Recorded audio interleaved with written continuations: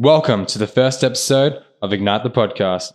Our first ever guest is an up-and-coming fighter, goes by the name of Brad the Great White. Brad is a four-time Victorian boxing champion, an Australian silver medalist, and two weight division champion. He has also been doing martial arts since he was 9 years old, and his dream is to become a UFC champion. Brad, How's it going? doing well? Yeah, really well. And thanks for having me on the podcast as well. Thanks for coming on. This is It's an honour. very first one of many, and I'm really honoured. we'll just see how it goes. So, Brad, tell me, we're going to talk about your career, Yep. and let's just tell me what drove you to be a fighter. Like, what is it that you want? Why is it that you want to be a UFC fighter? It's definitely something within.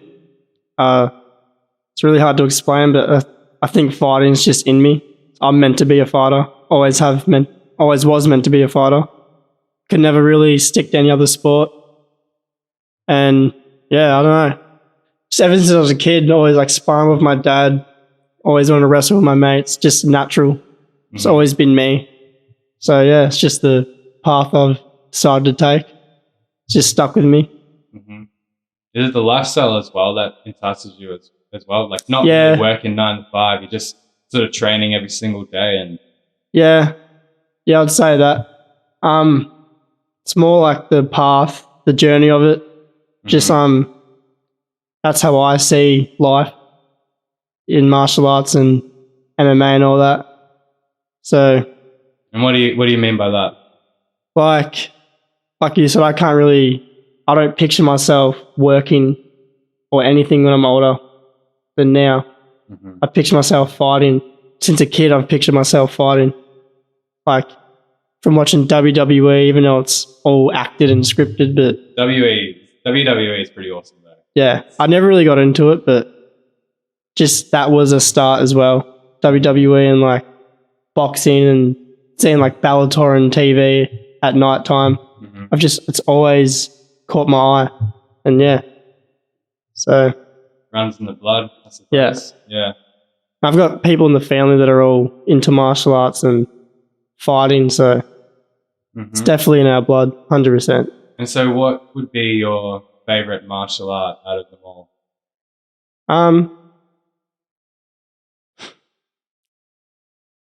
Definitely MMA. Mm-hmm. I was a boxer, but my heart is set at MMA.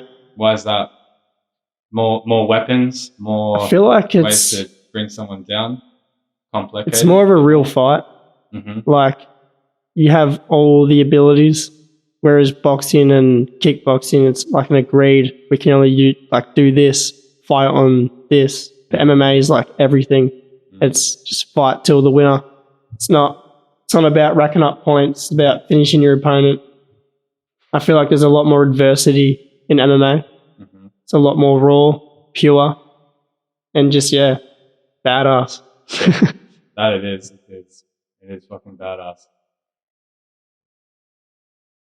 And so, is your goal to be champion? Is what weight division class are you going for? Well, at the moment, I'm a bantamweight, so I'm cutting down to 61 kilos from 70 to fight in that division. 61 to 70. Yeah, so I walk around at 70. Yeah. I got to cut down to 61 kilos. Shit. But that's just for the weigh-in. We have a 24-hour weigh-in before we fight. So I've got all that time to rehydrate and beef myself back up a bit, which I do. I walk back in the cage at like 70 kilos, 69 kilos. Oh, right. Wow. Yeah. So how do you do that? Pardon? What do you just are you just eating, or are you drinking heaps of water? You on the creatine? You on the protein? Yeah, like, protein, bulk up in that 24 carbs. hours. Like that's pretty crazy. Yeah, I just eat everything really. There's things I'm told not to eat, but I do it anyway because I just do what makes me happy. I don't want to walk in there all stressed and like feeling like I got to do this, do that. I just do me before the fight. Eat what I want, do what I want. Yeah, yeah. Do you how many hours do you leave before you when do you stop eating from before the fight? Maybe 2 hours before. Mm-hmm. Yeah. And then I'll have like little things before the fight. Like I might have like half a banana or like a hydrolyte. Mm-hmm.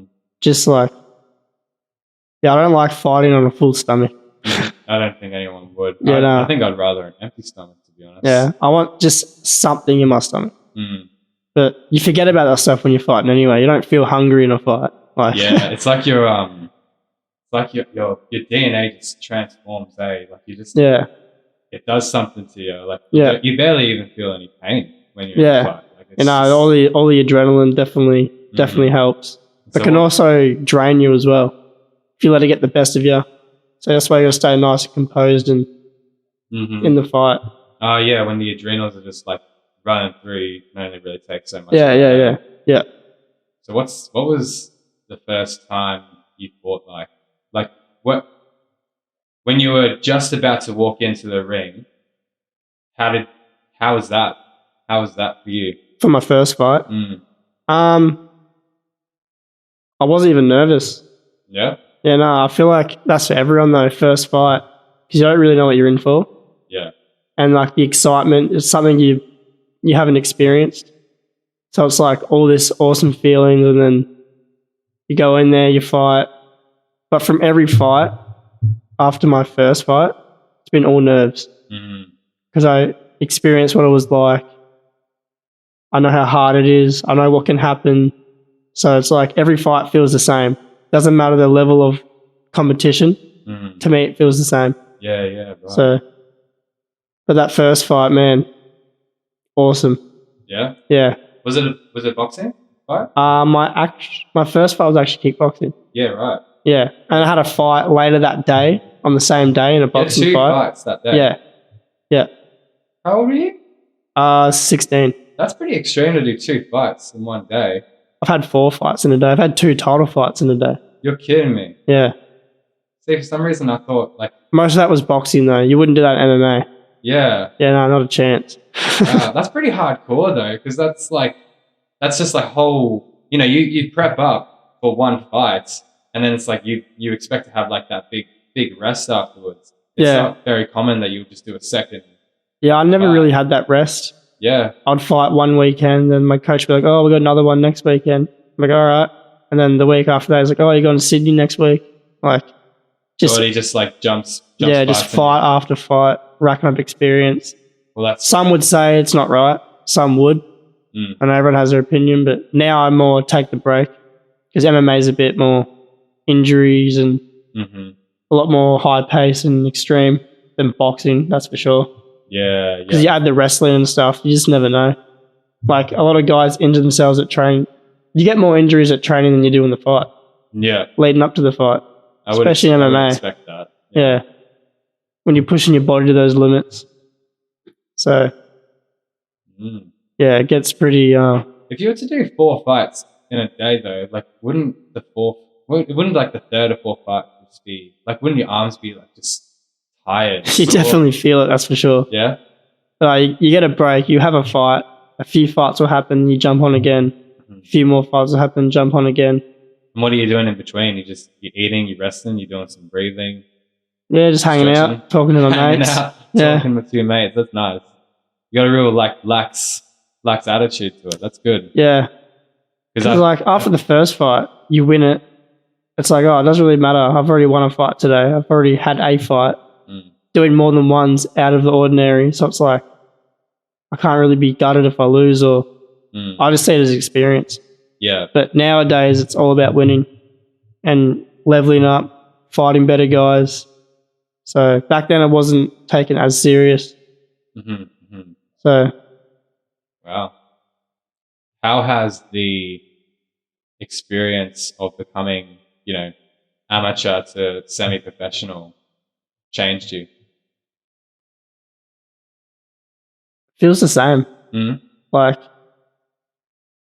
amateur MMA has evolved so much. It's at a level now where it's like it's not much different from like the pro fights, because like the game's evolved so much. It's advanced and like there's no only really big difference between amateur and pro is like the rule set.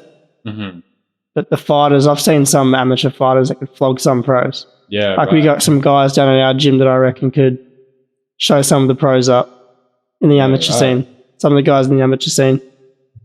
Like down at King's MMA. Shout out to King's MMA. Yes. That's really that's where it's kind of interesting with fighting.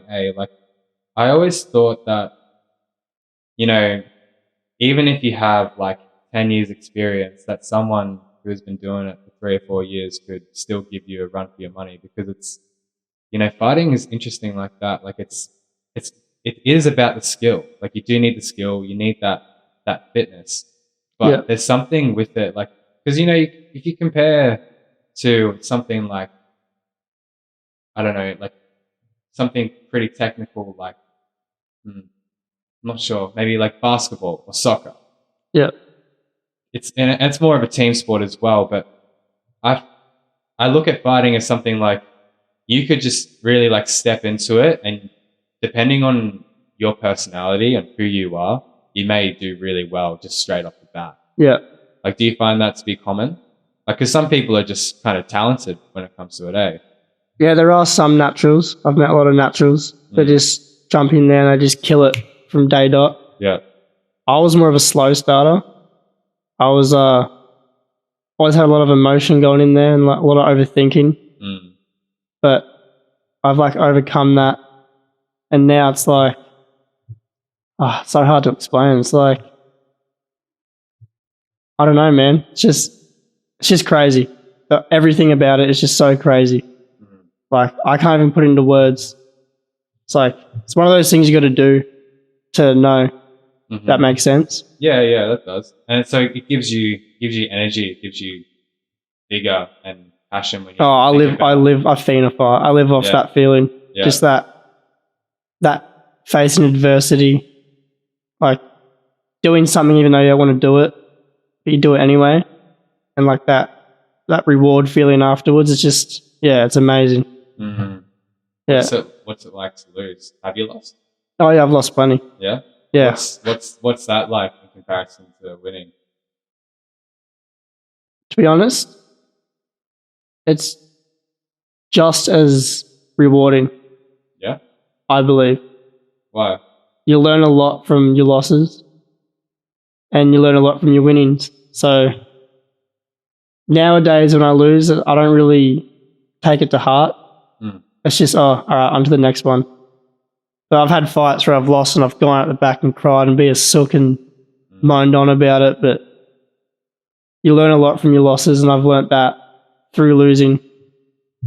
But yeah, man, it's just seems like you're in the right industry then, because I think that when you take the losses, there has to be a winner, there has to be a loser. Yeah. So you've got to be one of them. Obviously, you want to be the winner, but if you lose, oh well, on to the next. Yeah. Work on the mistakes that you made, learn from it, get better.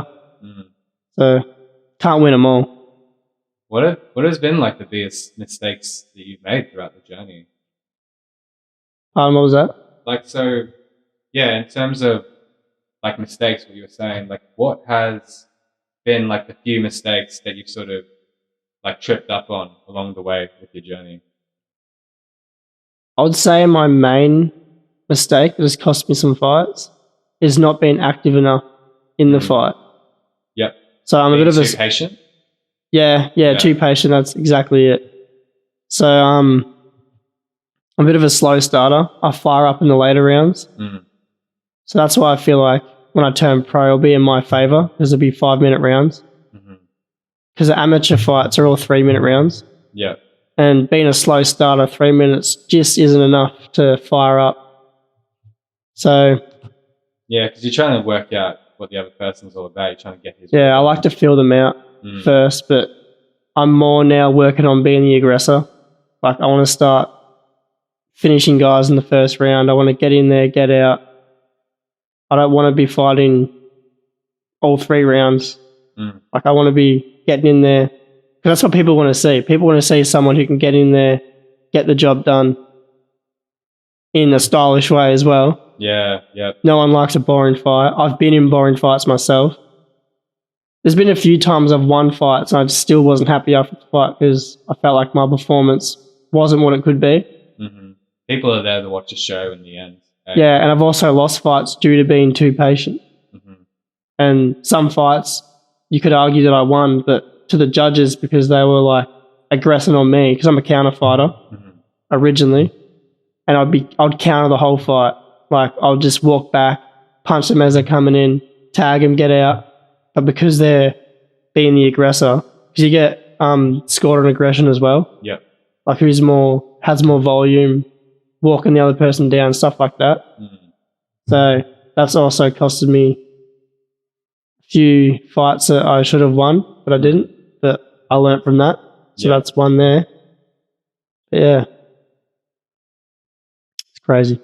So what is your let's talk about like what is your week to week sort of life when it comes down to when you're mixing up training, work, social life, and all the other things that come into your week. So how often are you training? Varies, man. Yeah. Sometimes I struggle with staying motivated. So like I'll do like an 8-week fight camp Yeah. and starts off for me it always starts off good. And I hit midway through and I just like to stay motivated is so hard. Because like my coach Hoshi, he's very determined on us. Like we have to be down there every night. If we're not down there every night, you're not fighting. Mhm. Like you got to be prepared well, and Hoshi prepares us really well. But for me, it's just so draining. Sometimes I can get the better of me. Like half the time I'm at training, I don't want to be there. I just want to fight. But Mhm. like that's not how it works. So I've got to be down there late nights, early mornings. I get up at like what 4 a.m. for work, and I get home at around 9 o'clock, 9:30 every night. Damn. Yeah, so So that straight after work you go to yeah, the straight to gym. training. Oh, Yeah. it depends on when I finish. If I finish a bit early, I'll go to the gym Mhm. and then go to training. Hit the weights. Yeah, or just like run on the treadie or Mm. a bit of mobility stuff. Yep. But and then straight to training, about 3 hours of training, fighters class, kickboxing, and jiu-jitsu. What's fighters class? That's like a smaller group of the fighters, and we do more technical and like more advanced training. Mm-hmm. I'd say more gritty. It's a lot harder. Mm-hmm. We're being pushed. And because there's less people, there's more focus on us boys. Yep. But we're actually gaining a few fighters now, so that class is actually evolving. Because Hoshi's putting a lot of time into everyone, so Mm. everyone's learning pretty quick. Yeah. Like I've watched all the guys in there just, God, I'll come to training, not come for 3 weeks, go back, and they're just so much better. Like that's crazy. In that time that I've been gone, I come back. Yeah. Wow. Yeah, it's crazy. So that class is evolving.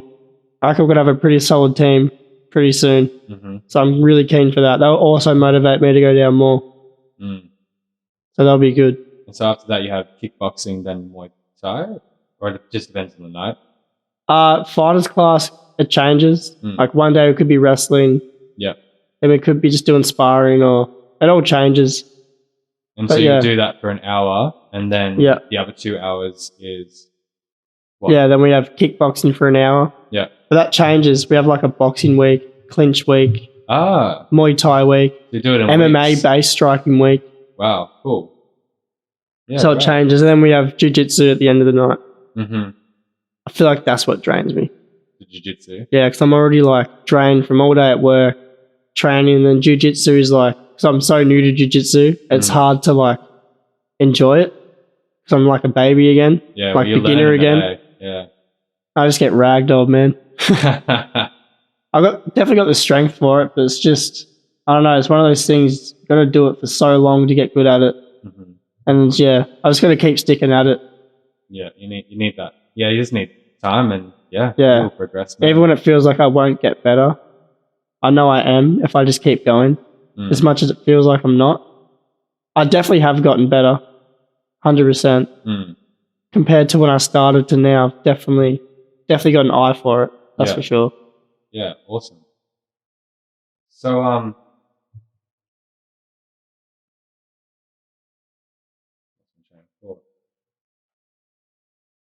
So you're training four times a night, or sorry, not 4 times a night.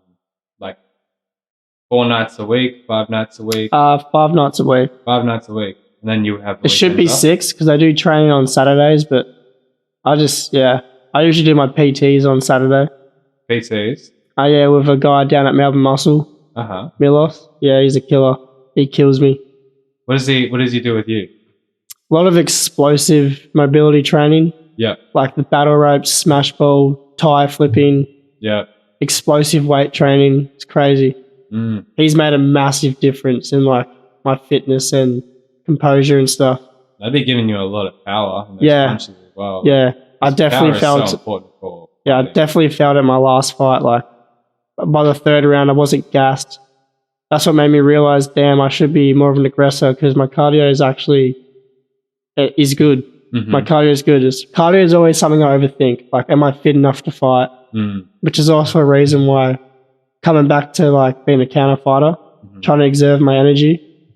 But I feel like I am fit enough to go all out for 3 rounds. Yeah, you don't need to conserve any energy. Yeah. And after my last fight, realizing that I can actually finish someone, if I go all out in the first round, I could finish anyone Mm-hmm. if I really want to. So that's the goal. Mm. Just to bite down and just go for it. Get my name out there.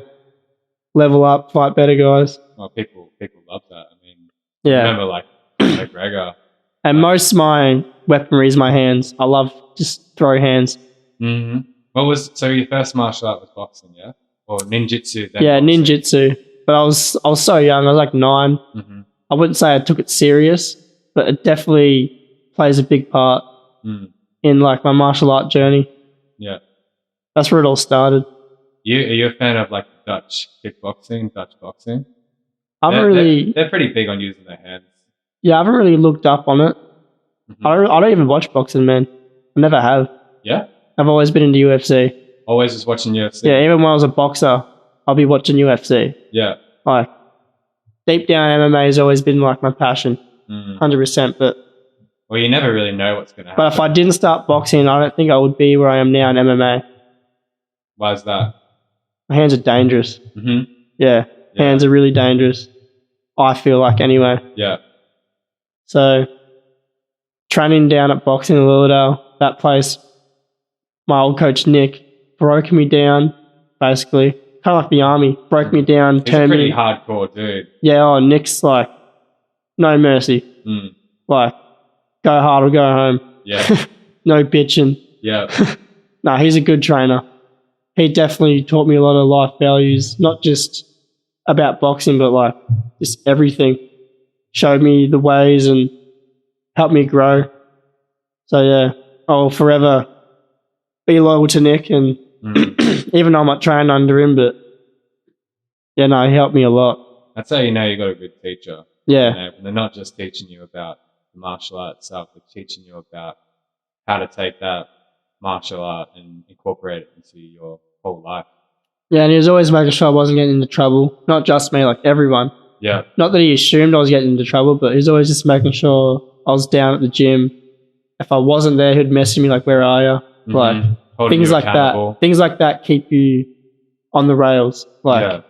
when it comes to that stuff. So It certainly showed that he cared. yeah, 100%, Yeah. 100%. And Hoshi's the same down at Kings. Mm-hmm. Like he's very strict on training. Like be there at this time. Like always, every day. Mm-hmm. Like, you got to do that if you want to be the best. If you want to make it in the sport, you gotta. Yeah. You gotta make you a gotta lot be of committed. That's for yeah. sure. You can't be half committed. And I wouldn't say I'm fully committed at the moment. So I have my ups and downs, but my goal for the new year is to put all my time into MMA and see what I can do. I think it's 'Cause- important to also remember that, like, life is full of cycles, and you have your winters and you have your summers. Yeah, 100%. I think that's been one of the most difficult things for me to learn as I've gotten older. Because I think you and I have like a similar personality where we just have big drives, highly emotional, and so we'll have big lows as well. Yeah. But something that I've learned through my own experience is that the winters just come, and well, there's negative ways to be dealing with it, and there's positive ways to be dealing with the winter months, I think. Yeah. And I think that's just something that you're just going to learn, and you're going to grow, because no matter what, you're going to have your lows, you know? Yeah, And I think 100%. that's the consequence of having such big highs as well. Yeah. Because you're fighting. Like, you're getting one of the biggest highs you can ever Oh, get yeah, on it's this planet. crazy. Like, Crazy. and, you know, whenever you get a high, you're going to have to experience that low as well. Yeah, 100%. You know, whether it happens the next day or next week or next month.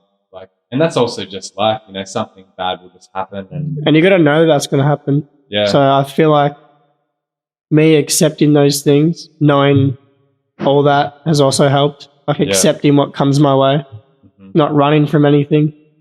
Like, yeah, it's hard to explain.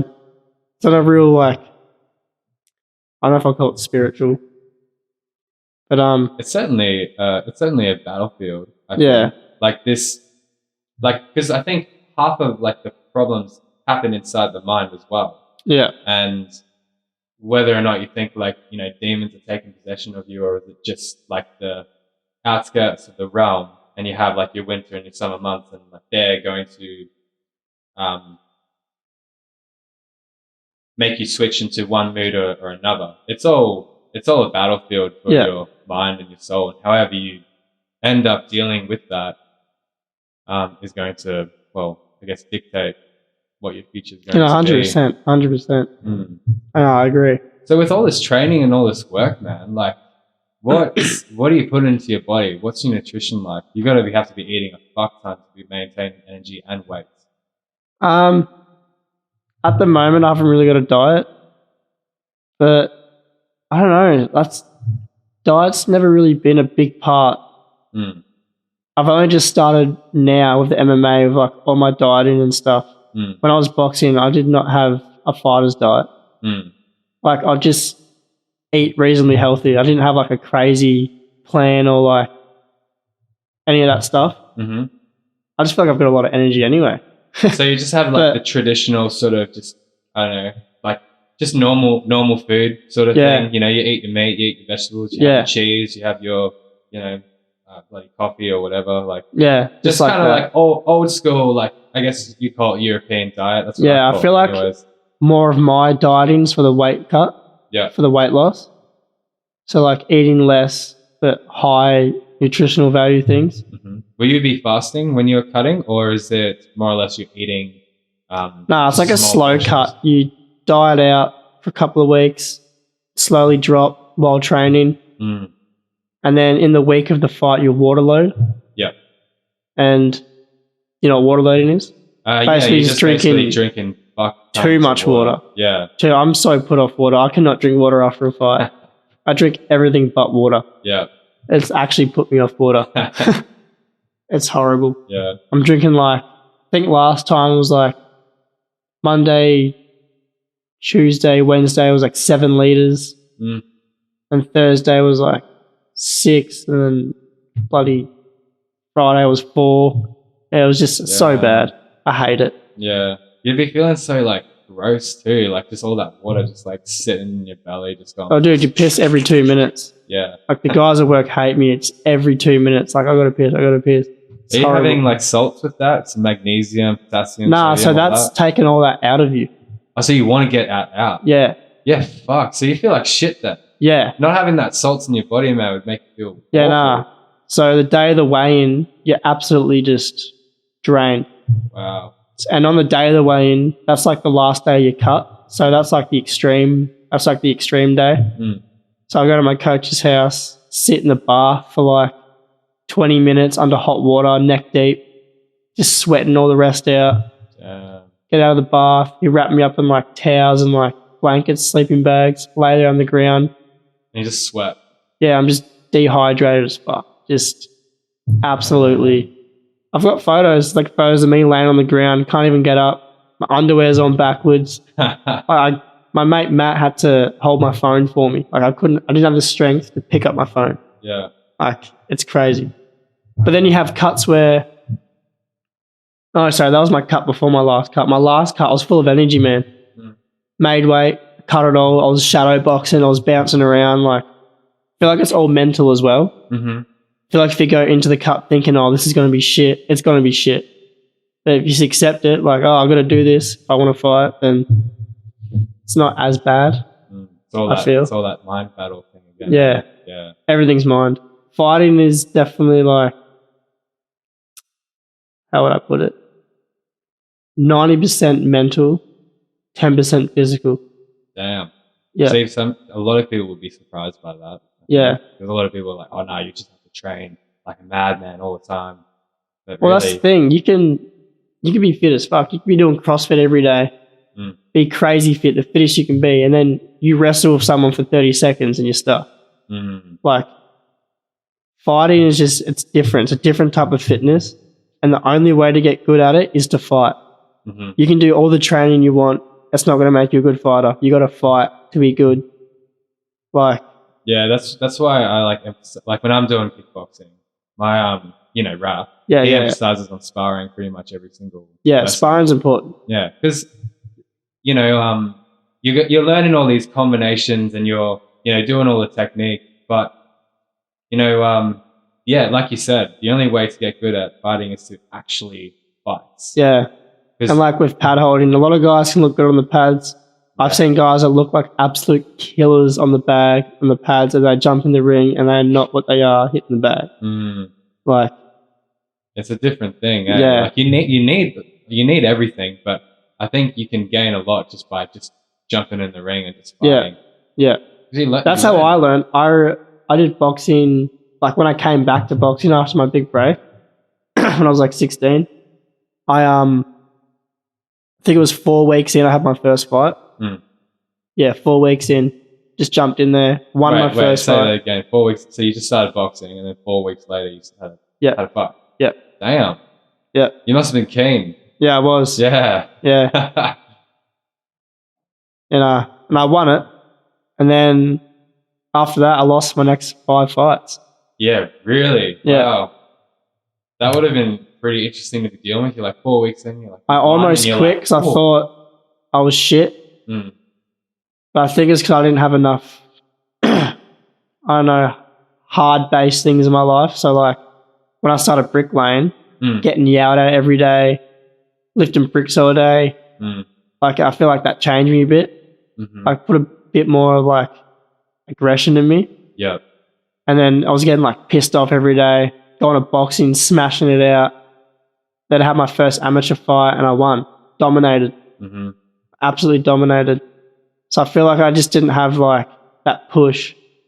You can't be a nice guy as a fighter. Like, yeah, you got to be not as in like, you can't be like a friendly, humble dude. Like you need to be able to activate that beast inside you. Otherwise you can't win. But that's what separates me from a lot of other people is I have a lot of, I don't know what to call it. I would say anger when I go in there.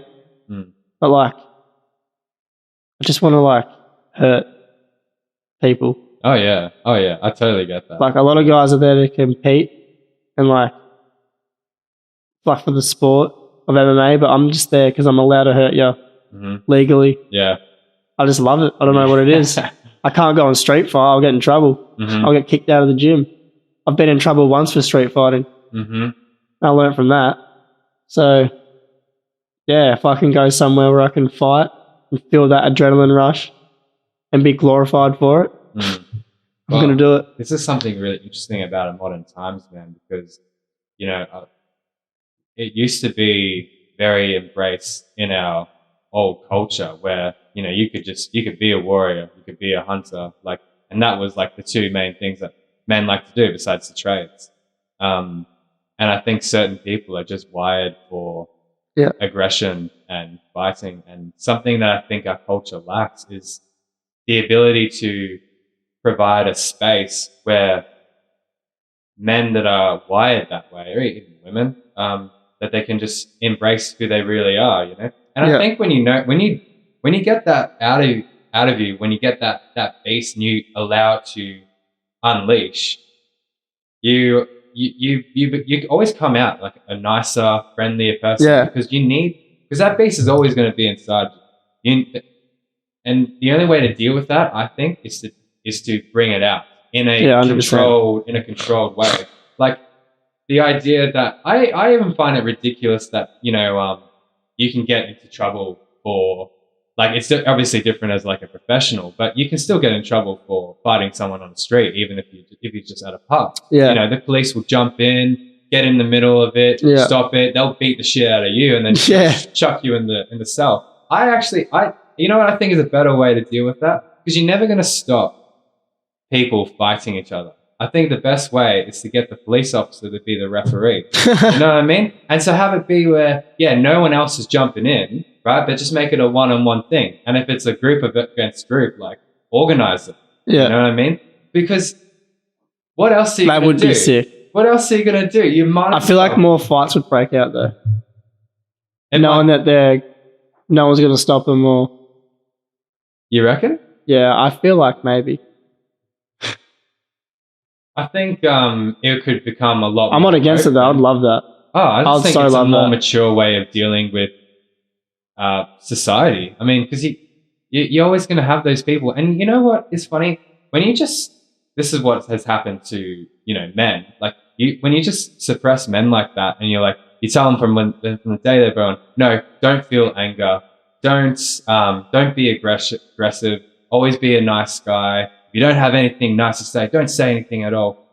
I think you're suppressing what makes a man in a big way. Obviously, it's a bit more complicated than that, but I don't like, to depress that beast inside you, because that's what makes you who you are. And that's what gets you up in the morning to go to work anyways. You know what I mean? Like, people who wake up at 4 a.m., like, you can't get up unless you've got some sort of beast inside you that can tell you, like, let's get the fuck up. You know Yeah, what I mean? legit. It ain't easy. Yeah, and so when you just suppress that, you make men weak and you make them feminine as well. Like, these guys that are like walking around that are all like pretty, like, pretty girly and just not being like rude to those guys, but it's like I can see that, when they get angry, right, that they just suppress that and they think that it's wrong, that it's bad, and so they allow people to walk all over them.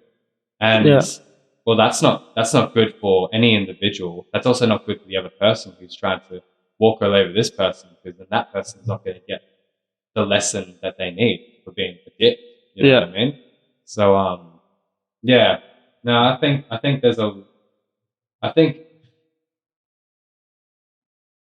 fighting is important for men, especially. It's natural. It's in everyone. Yeah.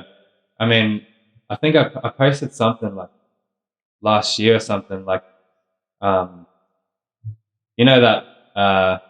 quote, the more you sweat in times of peace, the less you bleed in times of war. Yeah. I fucking love that quote. And it's so true. But anyways, I posted that and I wrote like a little paragraph saying, like, anyone who is alive today has warrior blood in them, because they are a byproduct of an ancestral heritage that survived, war, cataclysm, anything under the sun that's evil. We've all survived it. So it's all in our DNA. We are fighters. We are survivors. Anyone who's alive today has it in them. Yeah, 100%. Otherwise they wouldn't be alive. They'd be dead, because the weak have just died. Yeah. That's just the natural order of things. Yeah. So, yeah. The tangents, bro. The tangents. Anyways, tell me, when you become a professional fighter, what is I'm guessing you're going to like leave work and, just train most days when you're ideally, that's the idea. So what is like the ideal day look like for you? Like when you've hit the top. How I see it? I reckon it would be like, I'd want to train in the morning, spend my day doing whatever, probably train again. Actually, no, probably 3 times a day. Mm-hmm. Be completely honest. As much as that sounds like it sucks, that's what you got to do. Train in the morning, few hours break, train midday, few days break, go to training. Mm-hmm. Weekends train, Sunday break. Just train. Yeah. If like, and everything you do has to be involved with that. Like no distractions, no outsiders. Just if you want to make it, it has to be all in. Mm. Like all in, nothing else. No partying, no girls, none No of girls that. and no partying. Yeah, That's pretty extreme. that's also a goal of mine. To not party and no girls. As much as it sucks, I feel like they are big distractions. But I'm not talking like girlfriends. I'm talking like Tinder meetups Yeah. and like Yeah. distractions Mhm. that take you away from what you're thinking about. Yeah.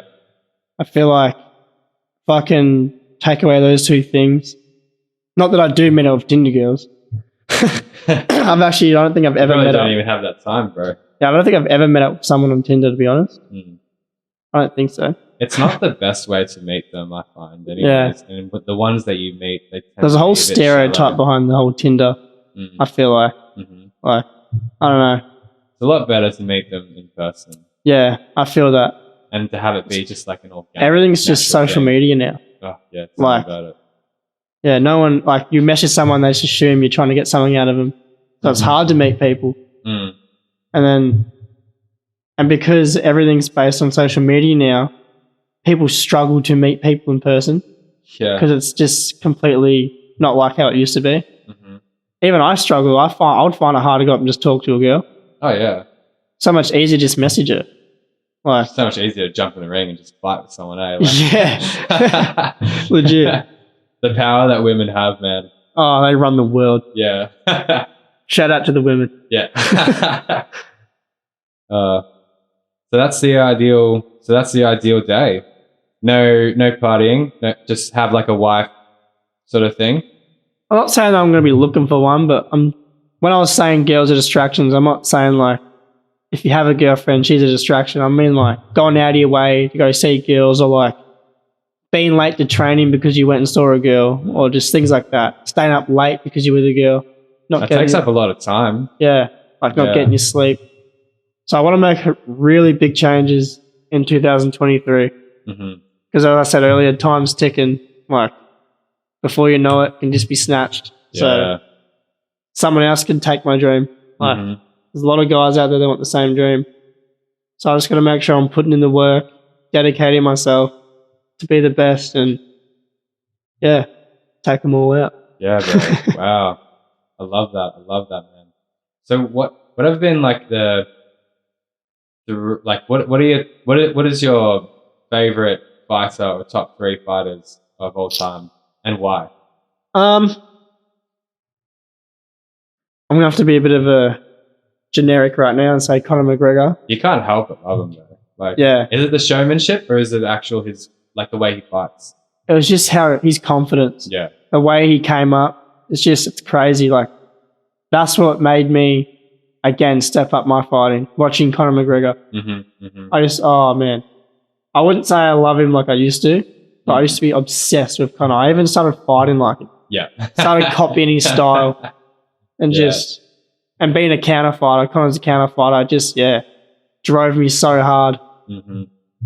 But yeah, You Connor's can't help but love him though. Yeah, Like, no, he's just awesome. brilliant. And I still can't get over how he like went and attacked Mayweather. Like that was just the best, wasn't it? Like when he fought Mayweather, I fucking loved that.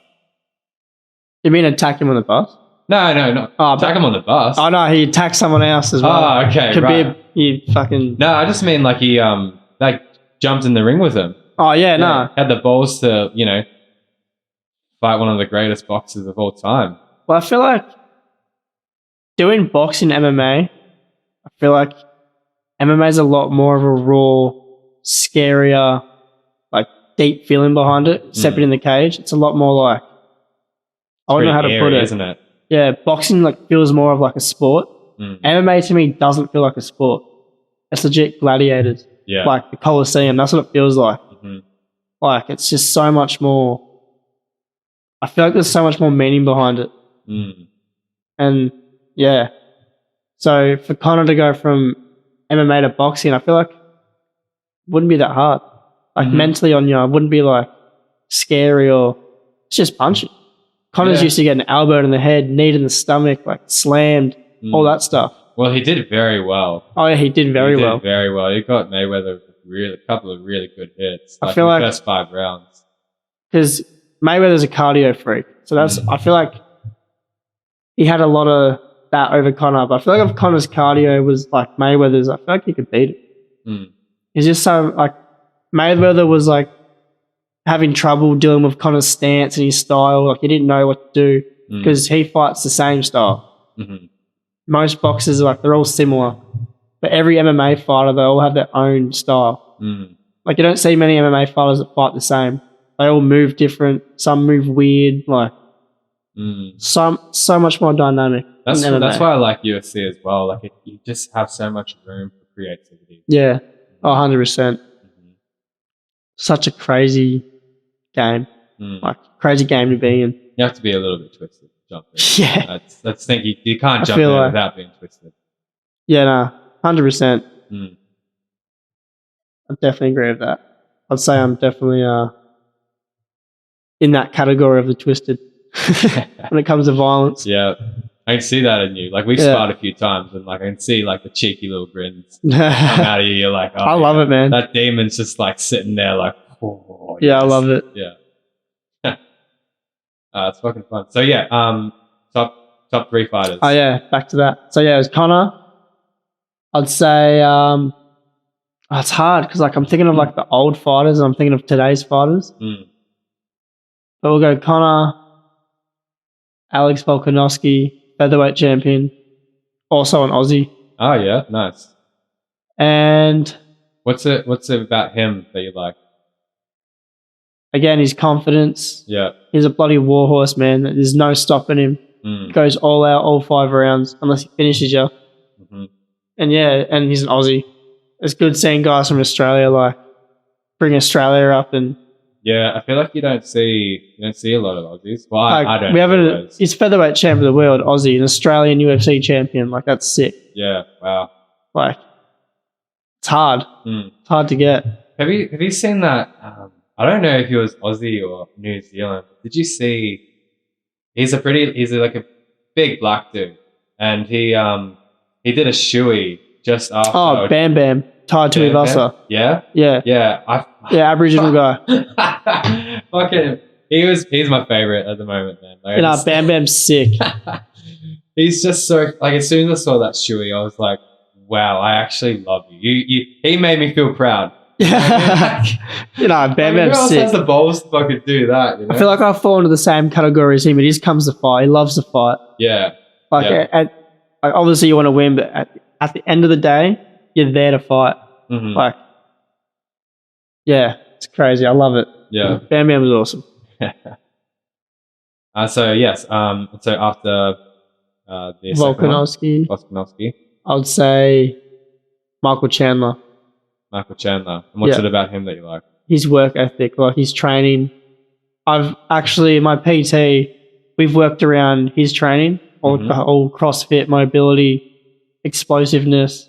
I just love how hard he works. He's like so, and his confidence too. Again, amazing. Michael Chandler's a bloody warhorse, man. He's so powerful, explosive, dangerous as. Mhm. And even watching him's made me want to become more of a wrestler myself Mhm. because he's a really good wrestler. Yeah. And just watching him just dump guys down and then start ground and pound and makes me want to like, that's what I want to do Yeah. so bad. So he's definitely up my eyes up for MMA a lot. Mm. So you, yeah, you like the big confidence, the explosiveness, and yeah, the work ethic. Yeah. guys. Yeah. yeah, hmm 100%. Yeah. No, that's awesome.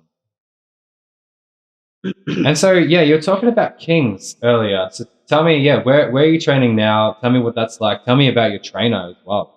Like, is there you have much to say about him? About Hoshi? Yeah. Well, I've got What's two it? trainers. I've got Okay. Hoshi and Sarmad. Yeah. Um, Like, what's their story in the sense of, yeah, how long have they been doing it? How long have they been training? Were they fighters before? Hoshi's been fighting for a long time. He was pro when he was like 19 or something. Damn. Yeah, he's a madman, bro. Hoshi's he's a warhorse. Mm. He's been through some some brawls. Mhm. I love it. I love it. But he's also a really good coach as well. Like he could make it as a fighter or a coach. Mhm. But at the moment, he's more on the coaching side, which he's really good at. Like amazing. How old is he? I think he's about 27. Oh, right. So he's 26? He's still Yeah, he's young, fucking young. but like he's switched on, bro. yeah. He's really switched on.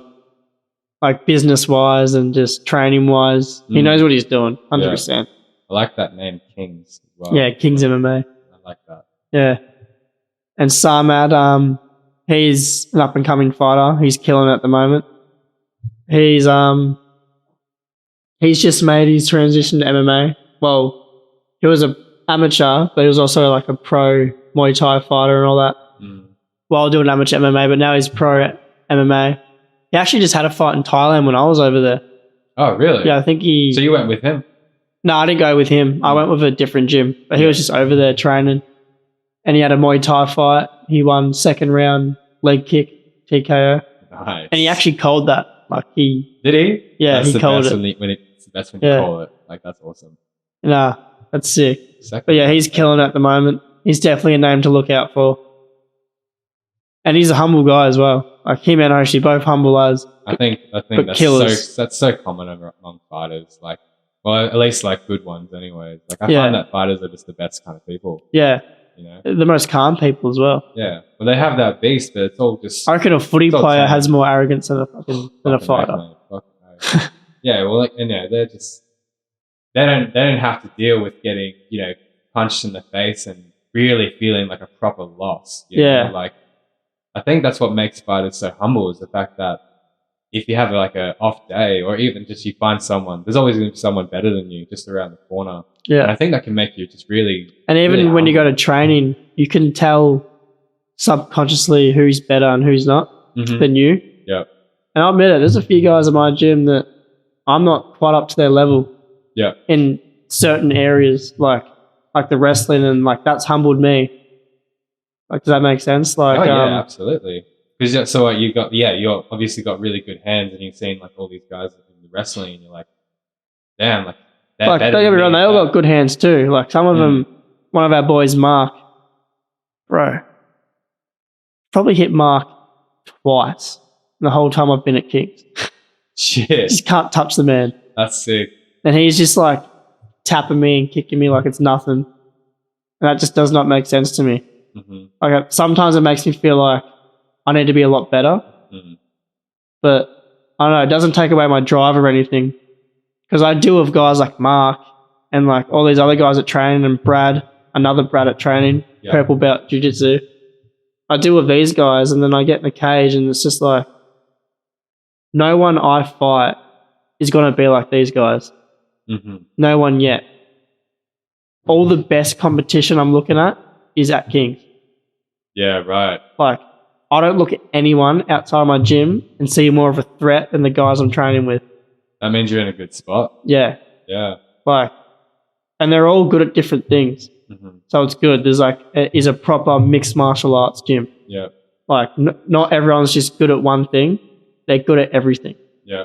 So I'm learning a lot at Kings. So it's good. It's gonna make you a killer, man. Yeah. It's really good that you're in that space because I think it's not ideal if you want to be champion to be the best person in your gym.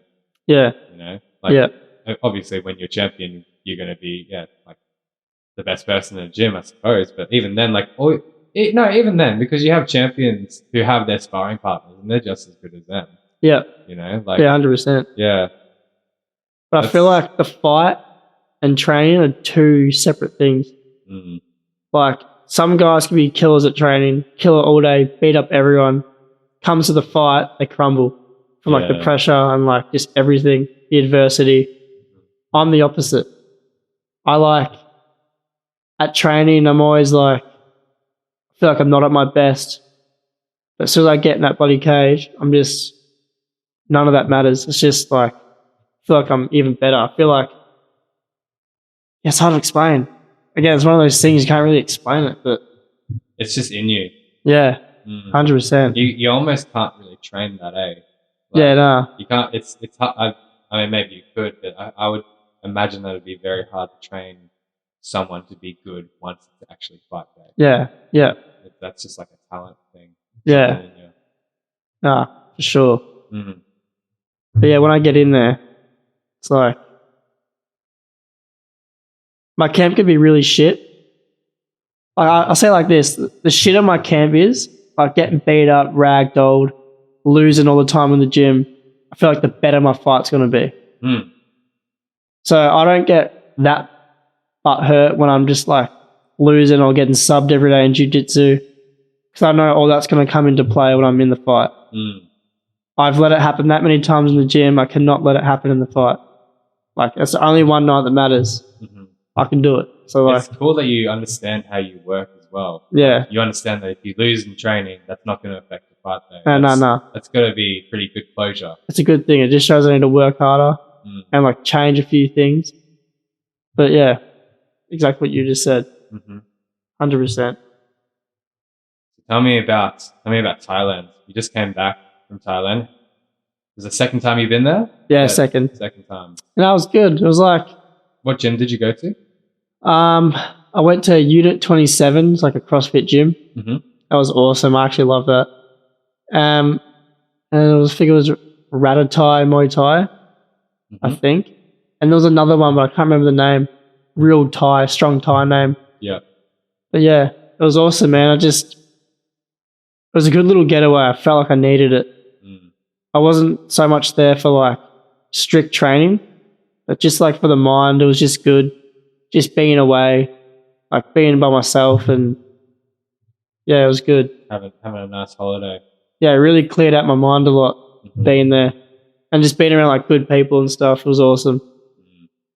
Eating healthy, like just everything. Everything comes into play. It was sick. Mm. Definitely needed it, and I'm definitely going back. And you were there for how long?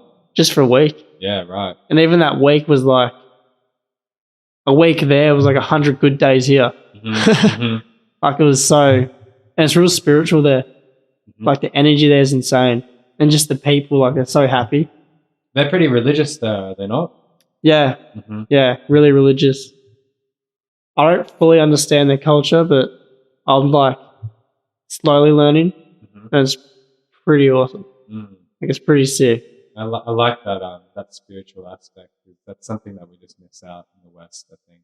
Yeah, You know, I try to see everything in a spiritual way. Mhm. I just love it. People are so cellular these days. You know? Yeah. It's all about science, and it's all like, oh yeah, you know, there's nothing special about a forest. It's just a forest. It's like, Yeah, you know, to someone who is spiritually connected, a forest is like, you know, God's land. as Yeah, it were, legit. You know, yeah, yeah. 100%. And so, did you go to a couple of temples then?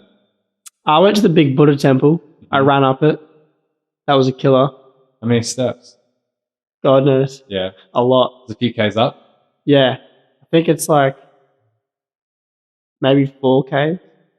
Fuck. Pretty But steep we're then. talking steep. Yeah, Like it's 4K bad. is like 4K is a really steep elevation. It's fucking brutal, man. Yeah, I think it took me maybe like an hour Yeah.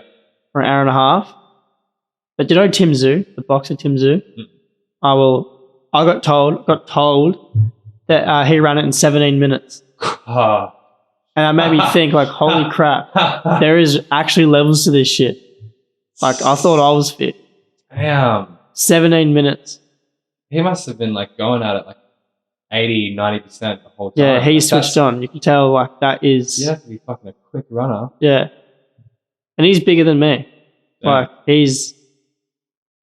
actually he's the same weight. He's just a lot taller. Mm. He fights like 69 or some shit. Something like that. How tall is he? Um, He's got to be pretty skinny then. I'd say 6 something. Yeah, Maybe right. 6 foot, 6'1". So he's pretty lanky then. Oh, he's solid. He's Yeah. like a solid 6, but yeah. No, he's also a killer. Mm. Tim Zoo. But yeah, that really showed me there was levels to this stuff. Mhm. Like 17 minutes. I was running like 50 meters and had to stop for like a minute. Mhm. It was that steep. Must be different. There would be a different climate as well. Was it hot when you went Yeah, there? Oh, humid as. yeah. So hot. That's got to play a big difference. Yeah, every day. Mhm. It's just so hot. But it was also raining. There was Mm. days where it was pissing down. Is It wasn't monsoon season over there, was it? Or that wet season? yeah, it's like I think it was. Monsoon season's like it's a few weeks. I know they had it in Okinawa when I went over there when I was 19, and it lasted, maybe it was like a month. I don't know. But yeah, it was like a month of just like pure rain, like Yeah. every single day. Yeah. It was just heavy. Heavy as. And there was only maybe 2 of the 5 days it was raining. Okay. Yeah. Every other day was nice as. Mm. So, No, but yeah, no. I think it was wet season. Mhm. Pretty sure.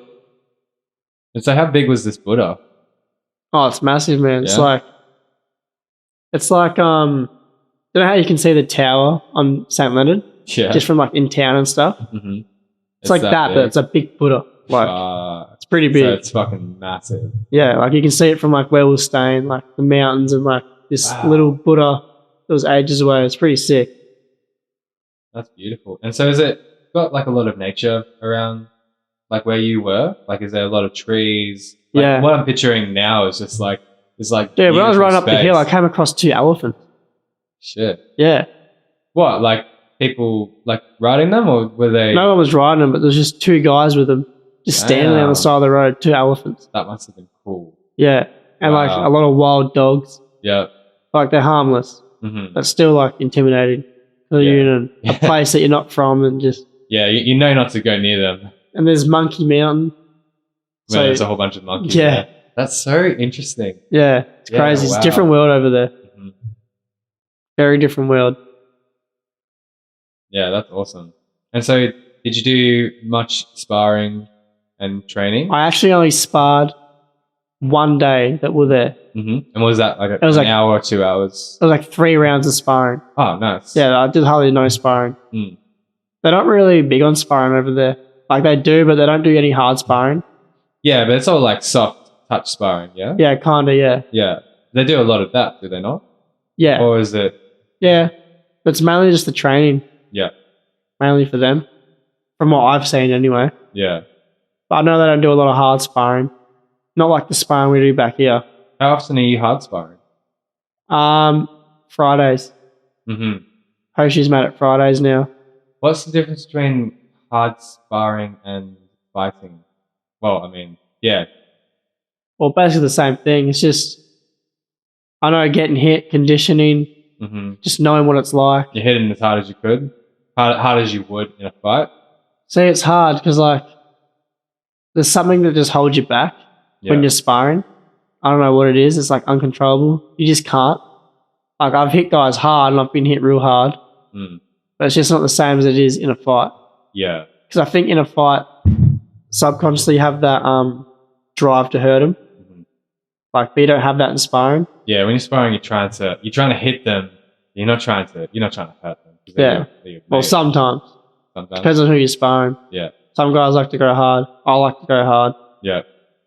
Because the sparring But- that we've done together has just been like pretty casual, pretty. Yeah, because like, I know how to eat. I know how to match my person. yeah, that's good. That's a good skill to have because no one likes sparring with someone who just like, someone Beats who's like an absolute shit out of amateur and just beats the shit. I've out had of them. guys like that before. Yeah, I had that. I've at, been bashed a few times in sparring. Yeah, I don't like that. I'm not a big fan of that. Like when I was 17 and I was at Extreme Mixed Martial Arts, I remember this like one guy, and I was like, I don't know, maybe like 6 months into my like, Muay Thai training, and this like one guy, he was like, 6'5".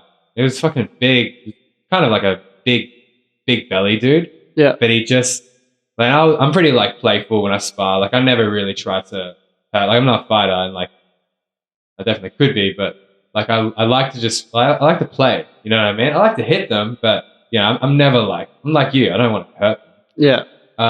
But yeah, this guy literally just like, I like touched gloves with him, and I just like sort of shaped up, and then he just went boom. Like it was a good hit, but it like knocked me over and like gave me like a blood nose, and like I was just like, oh, I got so angry at him. Like, I was like, I'm gonna kill you now. Yeah. Like, And some guys it was like a don't real know. cheap shot, It was just like I was just like bouncing around, just getting ready, and then he just like went bang. Yeah, and some guys just don't know like the levels. Like Yeah. they just, especially if they're new to it, Yeah, they think like that's normal. yeah. They think sparring means like, oh yeah, let's kill this guy. you know? Yeah. Oh, let's just go all out. Mm. I mean, by all means do that, but I'm going to be matching you. I'm going to be throwing Oh yeah. back just as hard, if not harder. Mhm. Like, we can play that game. That's how it should be. The only time I was ever hard was when I was like sparring with my trainer. Yeah. Because like, you know, I was like 16. So like, Yeah. you know, but if I'd spar with him, I'd be like, oh, well, he's so good that I could go all out, right? And so I Yeah. remember doing that, and I like hit him like pretty hard, and he was like, oh, you're gonna regret that, mate. And then he just like went doof doof, and then went boom right in my stomach. And you know when you get winded, Yeah. but you just drop instantly. Yeah. I was like me. I just Yeah. dropped instantly. Went humble real quick after that. Like, No, the worst ones is you get hit in the body and it hits 3 seconds later. oh They're the worst. yeah, Horrible. yeah. I've had that a few times. And so in Thailand, so yeah, tell me more. What like exactly what you did? So it was a lot of training. There was a lot of training, but a lot of just like social things. Like, we went to a lot of bars and like, Did you go with people or just, Yeah. Went to a lot of bars and like went on like a boat cruise, had a bar on it. yeah. A lot of social things together, like going out for dinner and just like fun stuff. Went to like a water park. Mm. Did you Yeah. meet a couple of fighters as well over there? Oh yeah, yeah. yeah, 100%. I met Johnny Walker. He's from UFC. Oh yeah.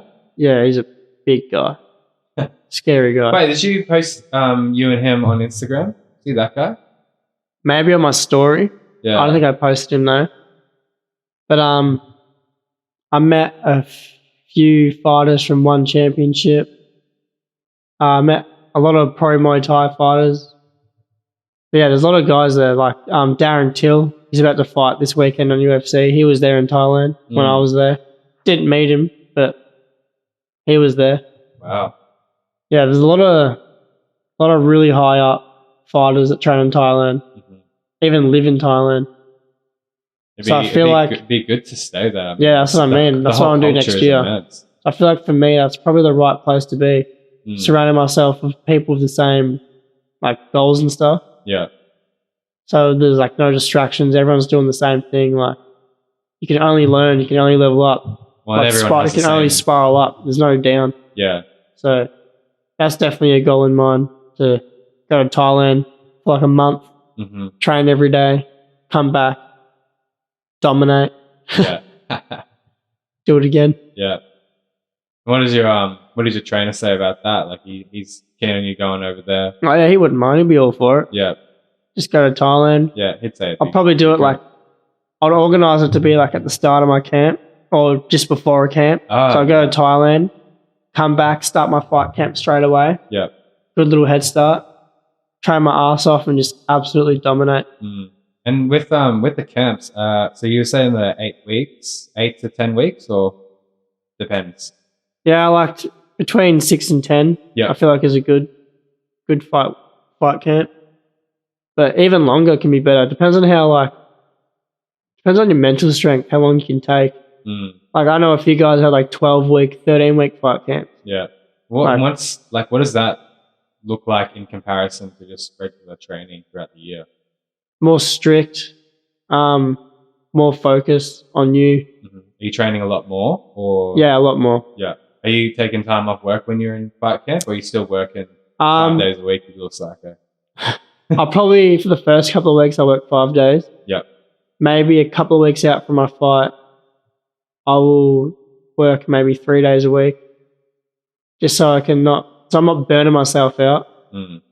So I can do my proper training and just get my strength up, fitness up, like nice and good before the fight. Yep. Yeah, because work drains me, especially if I'm in a fight camp while weight cutting, Mhm. because I'm lifting heavy all day, running all day. What do you do for work again? Hard waste management. Yeah. So like you're- getting rid of like furniture, like hard garbage and stuff. Oh fuck. And Yeah, green that- waste. We also do green waste. Yeah. You just lift things Yeah. all day. Throwing things, lifting things, Yeah. crushing things. That'd be It's pretty. It's not a bad job. No, it's a good for, job. Like what you want for being a fighter. Well, George St. Pierre, he was welterweight champion. Mm. He was a garbo. Was he really? Yeah, he did the same Oh stuff. fuck! I didn't know that. Yeah, Yeah. I know. I've listened to George a few times on Joe Rogan's podcast. Yeah. And his coach Firas Arabe, or however you say his name. Yeah, I'm a big fan of like his personality. I haven't seen Yeah. like a lot of his fights, but he's a cool dude. Yeah. Cool dude. You know, definitely. Yeah. But yeah, he was Garbo. Yeah, right. So maybe I'm in the right job. Yeah. It's, standing on the shoulders of giants, man. You know, Yeah. following in their footsteps is good Yeah. idea. You know, Yeah, what works for 100%. them has obviously worked. So, Yeah. hmm So yeah. What was I saying? we were on Thailand. Yeah. Was there anything happened in Thailand? Anything special, or was it just a great fucking time? Yeah, just an awesome time, man. Just took it all in. Yeah. Just loved every bit of it. Took all the big things in, all the small things. Listened to every conversation. Just met a lot of cool people. Mm. Gained a few followers. Nice. So that was good. Yep. It's good for me. But yeah, no, I'm definitely keen to go back. Now that I've met some people over there, they want me to come back. Nice. Like if I come back, I can come train with them or stay with them. Mm-hmm. So that's good. So I'm definitely going to go back, 100%. Mm-hmm. I feel like I just need to be moving, always moving, just doing something. Not getting too comfortable in one spot. Yeah, not staying in the one spot. Hillsville. Yeah, Hillsville, man. Hillsville curse. Yeah. Can't get stuck in it. Yeah. Can't get stuck in it. Yeah, that's the good thing about moving around, man. Like you just people all around the world start influencing you, and yeah, like because generally speaking, like well, at least from this town, people that you've grown up around, like aren't the most positive people. Yeah. They're not that keen on really living. They're just keen on working to live. It was actually my dad that told me about the Hillsville curse. Yeah.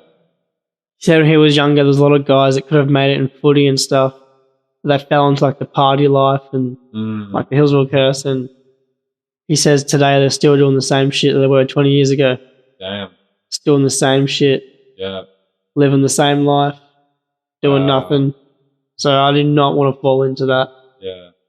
Because imagine that. What a shit feeling to realize it's too late to do anything. Mm-hmm. Like that you could have been something. Yeah. And now you're going to sit there. You get old quick, man. Yeah. So I'm going to start doing it now.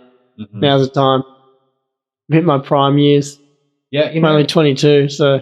You know, it's so funny, man. Like people always say, like, "Oh yeah, don't waste your youth. Like, make sure you you go out and you party and fuck all these little girls, and like make sure you experience life. You know, because especially for men, it's all about fucking women, doing drugs, and fucking more women. That's what I find anyways. Like, legit. Because it's not, it's all about getting that score. Yeah. That's what I found anyways, growing up in this little town.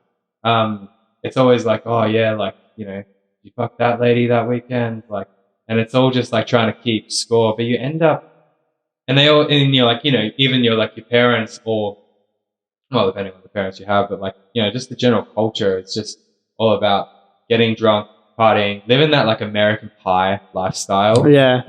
And it's like, it's so funny because that's so embedded in our culture now that it's almost like frowned upon if you say to your mates, "Oh, yeah, no, I don't want to go out this weekend." And they're like, "What? That's so, why? Why don't you want to go out with us, man? Oh, you've changed. You're a different person. Get on the now. search, live for it." Yeah. How dare you change? How dare you want more for your life, Well, that's another thing. If your mates don't support your goals, and fighting is a big thing on making sacrifices. Like, you're not always going to be at the family dinner or the birthday or the wedding. And if people got to understand that, like, if your mates don't understand or don't support, I'll drop them in an instant for this dream. Yeah. Like, that's why I said no outsiders, like nothing like that, no distractions. Only people that are involved in the same mindset and goals as you, I feel like you should have around you. Mm-hmm. So a real friend, man, like has your back. It's not 100%. there to just like bring you down. Yeah. A real friend picks you back up, Yeah. That's the that's the good thing about good friends, I've only got like 4 mates, 5 mates. I don't want any more. Yeah. I don't need any more. Quality over quantity. Yeah, that's it. Mm-hmm. That's it. Yeah.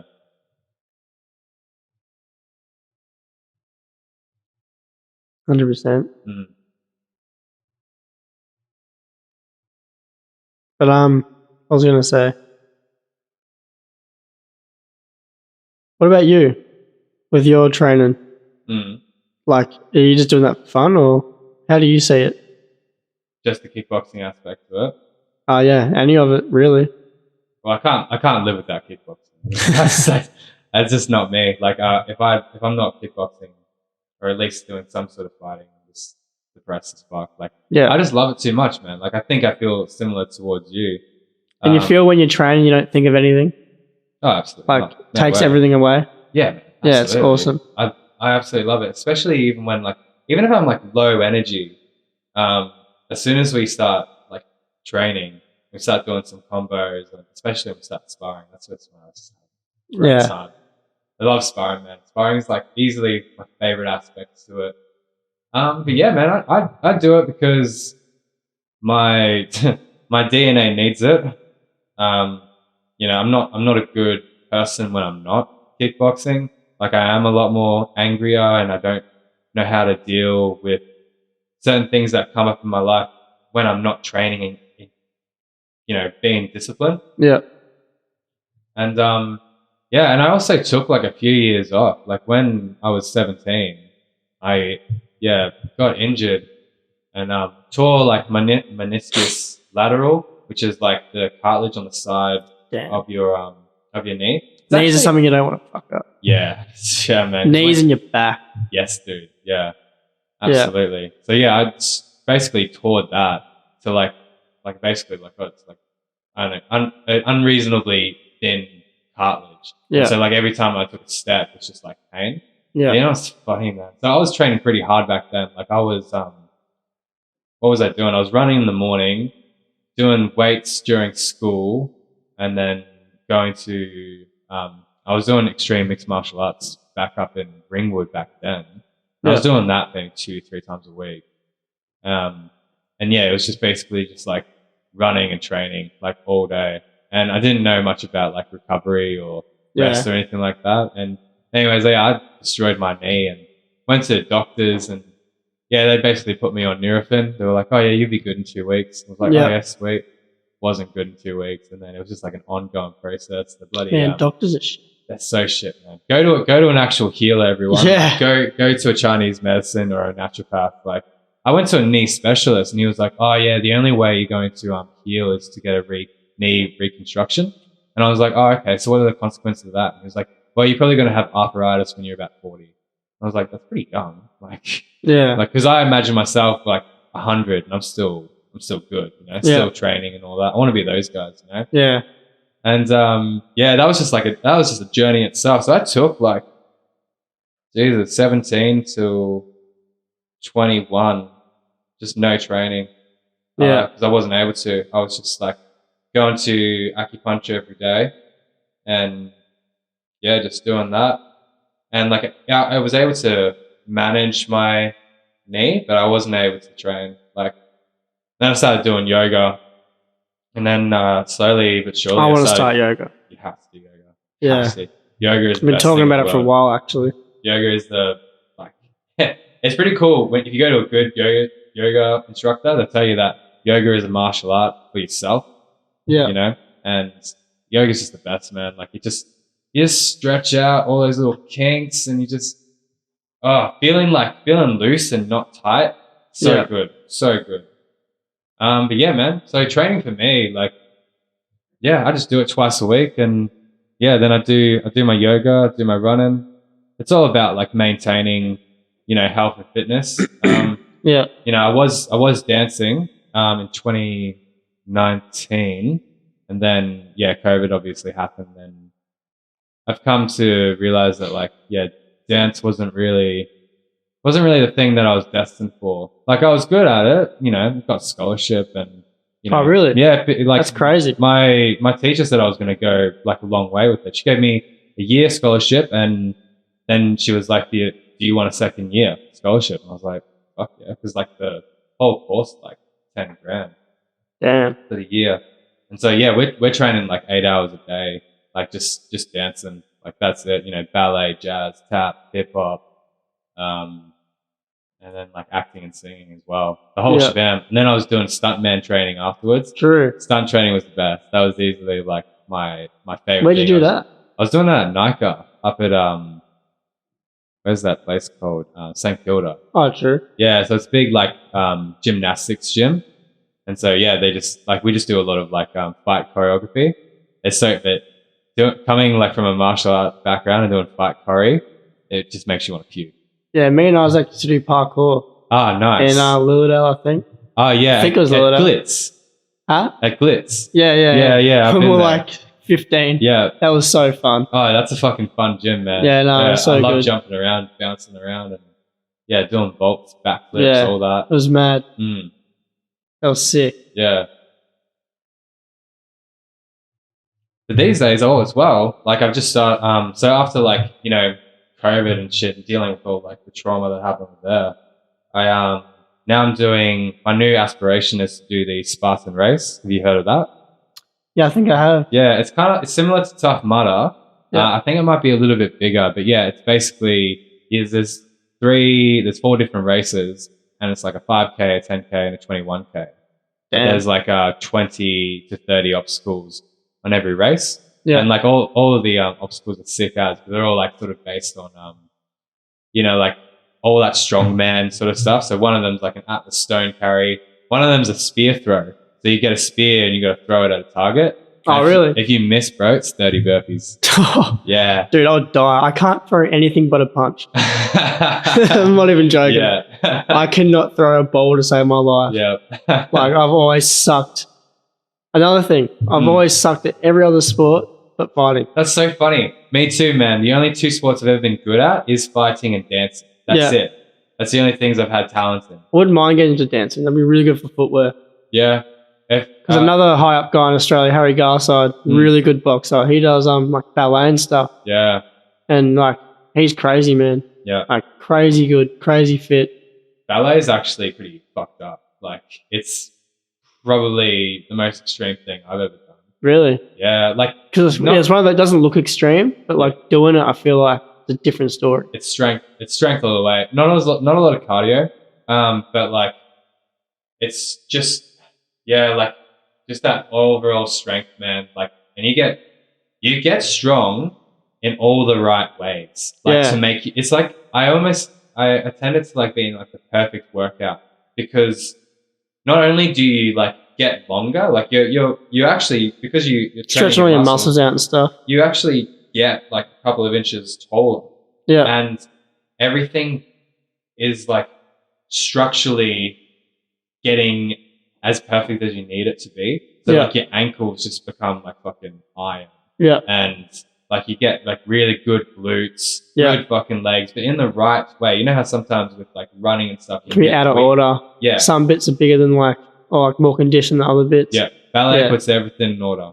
It's if you were to like do it, man, it would actually like change you. Like That's change- another change thing me. with MMA. I feel like you look at boxers compared to MMA fighters, their physiques, and MMA fighters' bodies so much more properly proportioned than like a boxer or anything. Some boxers you just see that it's like Yeah, top heavy. like this. That's my problem. Yeah. My shoulders always like, because I've always been down like this. Yeah.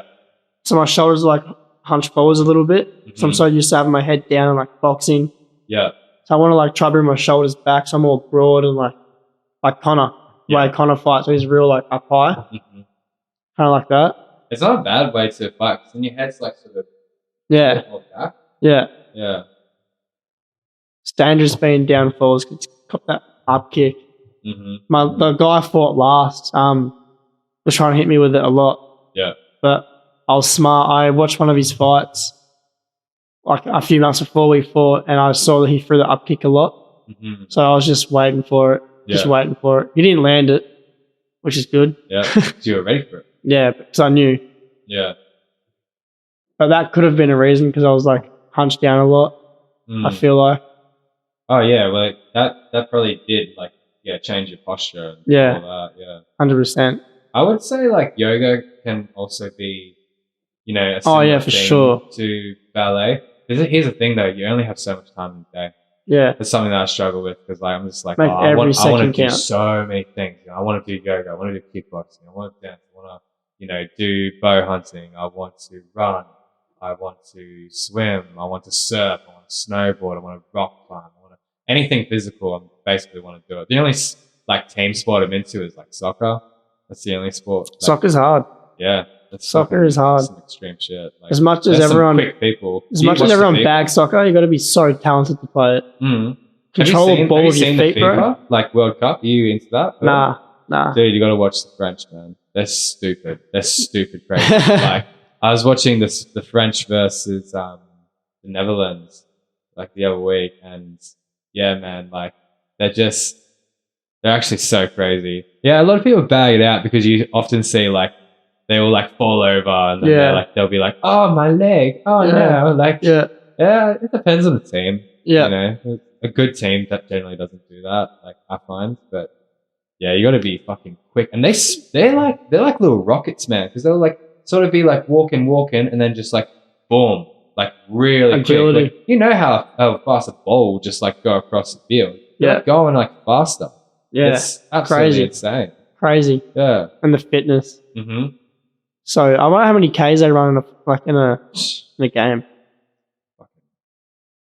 Yeah, mainly the middle guys. Like I don't know what the positions are, but like is there midfield in soccer? Yeah. You got your, I don't know like all that. Like I'm not super technical with like that, but yeah, you have like your midfield, and then you have like your back pocket, I suppose, and you have your front pocket. Yeah. Similar sort of vibe to football, I would say. Yeah. Yeah. Yeah, I don't know how many Ks they fucking run. They'd be running a lot. Oh, it'd be 100%. a lot of it would be sprinting as well, though. That's what I've found just watching the sport, anyways. Yeah. Like, a lot of them would be just like jogging or walking, and then it's just like some guys are running the whole time. Mm-hmm. Yeah. It's crazy. Sports, man, it's fucking awesome. Yeah. Should be encouraged to do more. I think like I feel like everyone should do something. Yeah, absolutely. Something, whether it's physical or for the mind, just something. Mm-hmm. Make the world a lot more chill. A lot more chill. Yeah, they make weed like legal, and then they just encourage more sports. The world would be so much better. Oh yeah. The world would be so much better. Every day in Thailand. I was smoking. Nice. Every day after training. So they legalized it. Yeah. That must have been just recently, eh? Yeah. When was that? Like maybe a couple of months ago. Yeah. Fuck. Yeah. Damn. Yeah, there was weed everywhere. Even the fighting gyms, there was like recovery joints. Nice. Like there's joints for recovery. So that'd be like rich in CBD. Probably. Yeah, high percentage THC like joints. I was getting cooked as every day. Good weed then. Yeah. Yeah. So that's what's good about having it legalized, man, because then you know what you're getting. Yeah. As well. Like it's so stupid to make things illegal because you just get random things unless you grow it yourself. Yeah. 100%. Yeah. No, you want to know what you're smoking, man. And like that's cool. Like you can get. And did you find that actually helps as well? Smoking, like weed, with the recovery and. Yeah, I feel like it chills my body out a lot. Yeah. A lot of guys disagree. Like they can't smoke and train, but I do. I'm fine. I feel good. Yeah. I generally. Again, everything's mental. Yeah. Everything's mental. So I'm smoking. I'm training. I feel good. Mm-hmm. Like there was days where I went home and had a joint in my fight camp. Yeah. Cardio was still crazy. Yeah. Like did nothing to me. Mm-hmm. That's good. Yeah. You gotta find what works for you. I mean, I find that weed is really good for me when and you gotta make sure you're comfortable. So I always make sure I'm comfortable in my fight camps. So like maybe some things I shouldn't be doing, but I do it. But it helps me. Mm-hmm. Helps me get through. But maybe when I'm on a higher level, it won't be like that. But at the moment, I just make sure I'm comfortable and happy. So then it's not so much intense on the mind and all that stuff and on the mental. Why be so stressed as well? You're doing what you love. Yeah. It's a very stressful. It's because it's such a dangerous game as well. And like you got to win to get better. You don't want to have like a shitty ass record and no one wants you on their card or. Yeah. But as far as I know, people want me on their cards. That's good. I know how to get the crowd's attention. So last fight was good, got a finish. Next fight, I'm going to get a finish. Yeah. Try to keep it that way. How was that last fight? I watched the highlights. You did. It was pretty awesome. I faced a lot of adversity. Mm. So there's a lot of things, it's hard to explain, that there's a lot of times in the fight where I felt like I could give up, even though not much was happening, because it was the pressure attacking me. Because you battle a lot, I feel like I battle a lot of demons when I'm in the fight. Like a lot of thought processes go through my head. They probably shouldn't be, but they do. Like I could be midway through a fight and I could be thinking like, oh, my ex is watching this, I can't lose. Like little dumb shit like that, and I can't help it. So I pushed through that. I didn't let those like thoughts and emotions get to me. Like, yeah, last fight really opened up my eyes. Wasn't like the biggest fight of my career, wasn't the hardest fight, but mentally it was like, I feel like mentally it was the hardest. Yeah, like really transformative. Because I knew for so long I was telling myself I was going to win, I was going to do this. I told myself I was going to finish him. I was happy I got to finish because that was my goal. So it was in the last 7 seconds of the round. Of the last round, I got to finish. That's awesome. Yeah. Yes. So it felt really good. And just, like, yeah, the feeling of being in that winning column again just really motivates you. Because I lost my first MMA fight and I was real bummed out because my goal was to win my first MMA fight when I started. Yeah. And I didn't. So it didn't go exactly my way, but from now on, my goal is just to win. And I really feel like I'm going to win. Like, I'm all confidence now. There's no doubt. I haven't got any doubt in my mind. Yeah. I feel like I've just got, I don't know, I feel like I've got something different to all these other guys. I think it's my attitude when it comes to fighting. I feel like that's what makes a big player is how you are. Yeah. And I honestly feel like I'm really different to a lot of the guys that I'm competing against, especially because I'm there to hurt. Yeah. Like, I'm there to like, yeah. I've had a couple of fighters say that, like that they're, when you jump in the ring, you're there to murder. You're there to, you need to kill. Like Mike Tyson. Yeah. I take a lot from him as well. Yeah. Like he was an absolute slaughterer. Like, can't help but love that guy. Yeah. And he brings that in his regular life as well. Like he is just a slayer, Yeah. But I like fighting because I can bring that part of myself out, like, happily. I can't be that person anywhere else. Like that person I'm in the cage is a different person to who I am right now, who you're talking to. Yeah, yeah. So that's why I like fighting. I can bring my other half out and let it out. Yeah. And then just go back to normal Brad. Yeah. I love it. Yeah, man. It's crazy. Do you do any meditations or anything like that? I was doing this type of meditation that my chiro taught me. Like laying on one of the rolling pins on my back and just breathing in and out and just relaxing my body. Yeah, it's like that mindfulness sort of meditation. And I did that before my fight and man, it actually like calmed me down so much. My heart rate went down. I wasn't as nervous. I did it for about like 10 minutes. I just felt awesome. So I'm going to start doing that before every fight. Yeah. Just a little bit of meditation and just clearing out my head. Just laying down, not even thinking about the fight. Just thinking about other things that make me happy, just all that stuff. What other things make you happy? Laughing. Hang out with my mates, just like laughing. That's my happiness.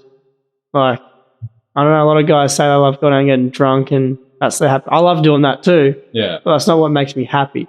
And I love like finding people that are on the same like wavelength as me, like mentally and like spiritually. Like someone to talk to who like just understands everything you're talking about. I find a lot of people, I sit there and talk to them and like, I've got to like limit myself to like their wavelength. It's hard to find people that are they're like woke. Does that make sense? Yeah. Like I feel like you're woke. Like I could talk to you all day. It's really easy to talk to you. But a lot of people, it's like, they just don't understand. It's hard. It's one of those things. Thing, man. Like they're on a different wavelength, different frequency, different vibration. And the negative part about that is that when you hang out with people with a low vibration, generally speaking, they're going to bring you down before you bring them up. Yeah. You know? That's why it's important to be careful who you're hanging out with. Yeah. You know?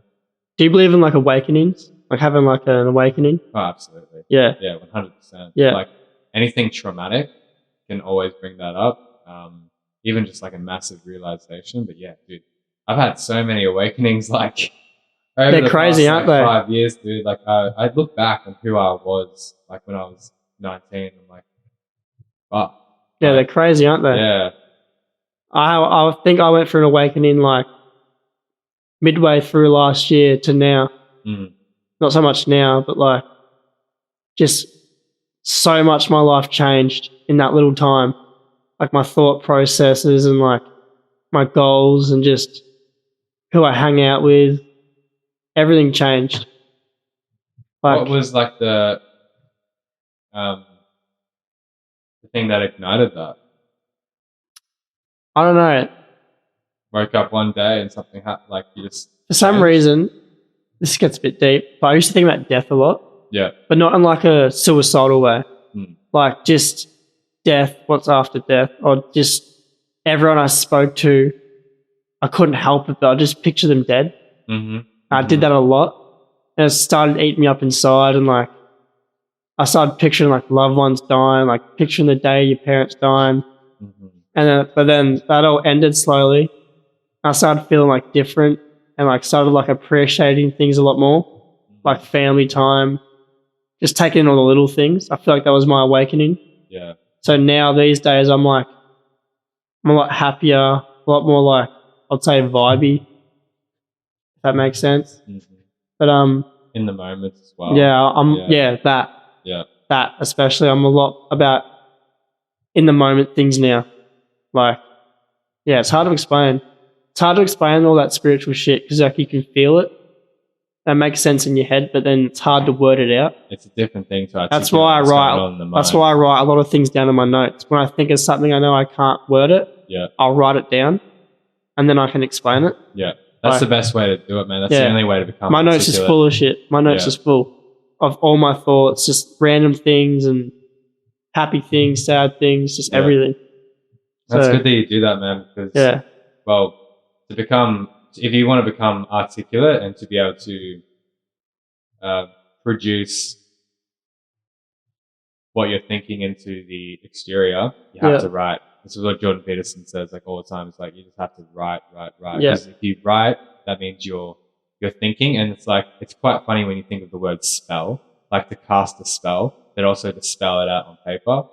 It's like you're manifesting what's going on in your mind, and you're casting a spell onto the paper and I don't know, creating magic words, basically. yeah, Like 100%. yeah, no, I love that, man. I love that. It's funny how you bring up death, man, because like one of the reasons why I didn't really flinch when you said that, because I'm like, oh yeah, well, I think about death like every single day. Like, Yeah, you know, I know I'm on that level, man. Like, you know, I think when you lose loved ones, or even when you're just like conscious about it, you know, because death is all around us. that's what's made me value time a lot more now.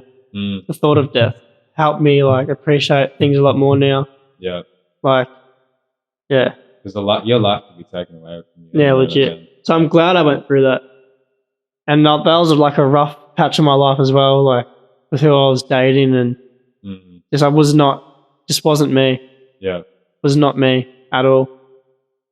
But ever since that all ended, I've just like found myself again. hmm, I'm a lot more content now. yeah. So that's good. Transformations. Mm, Hmm. it's crazy. No, I love that, man. Yeah, it's it's. I love watching your process, man. Like, because it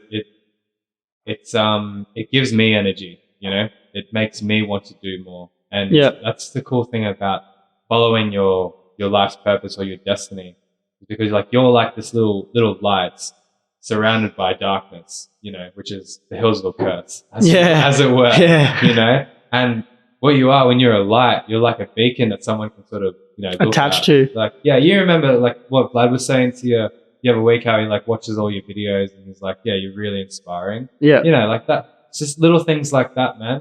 You Yeah. inspire people and Yeah. you bring people out from the darkness of their, you know, a lot of people, they say they're conscious, and like they are by definition because they're human, but they're not really conscious. Yeah, you know I what feel you mean? on that one. Yeah, Yeah. like their habits control them. And I don't know if you get this, but sometimes you can tell who's conscious and Oh, yeah. or not. You Yeah. just know. Yeah, And they're the easy people to talk to. Like you get along with them. And then there's people who are like just oblivious. yeah, they To have this, like everything. this robot sort of weird vibe. Like, Yeah. Like they're doing everything else that everyone else does. yeah. Like, They don't really. I don't wanna be like that. They say a lot of words without saying anything at all. yeah. Yeah, They It's talk like about a this- lot of things that don't matter. Yeah, Like, yeah, absolutely. like you go down to the Grand or something on a Saturday night and the conversations you hear are so irrelevant. hmm Like things they won't even remember tomorrow. hmm Like stuff like that. I pick up on all that stuff. Yeah. I'm an observer. Like that's why I'm a quiet person. I take in a lot. Mhm. I watch a lot. I listen a lot. And yeah, I'm not dumb. They, I am in some ways. I've been Mm. dumb in ways. I think we Yeah. all, you know, it's interesting. How do I word this? Like,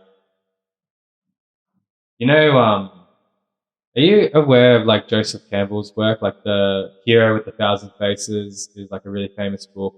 He popularized this idea that human beings only really know how to tell like one story, and you have like the hero's journey. Maybe you've heard of that. I'll just elaborate, but it's really interesting because so you'll find this if you think about it with every like story that you have, like at the beginning of every story you have the hero, right, the main character, but every single time the story begins the hero is a fool. You know, he starts off as, you know, it's either like a kid or Yep. someone who is you know, not doing well, or he's like immense in chaos. You know, that's very much like the beginning of every single story, you know, to wake up in the ordinary world surrounded by, well, a good example is Astro, go away, please, interrupting the podcast mascot. At least he listened. Yeah. He knows. He's a- woke. he is He understands. Woke. He is woke, man. No, he's a good dog. Let's close that.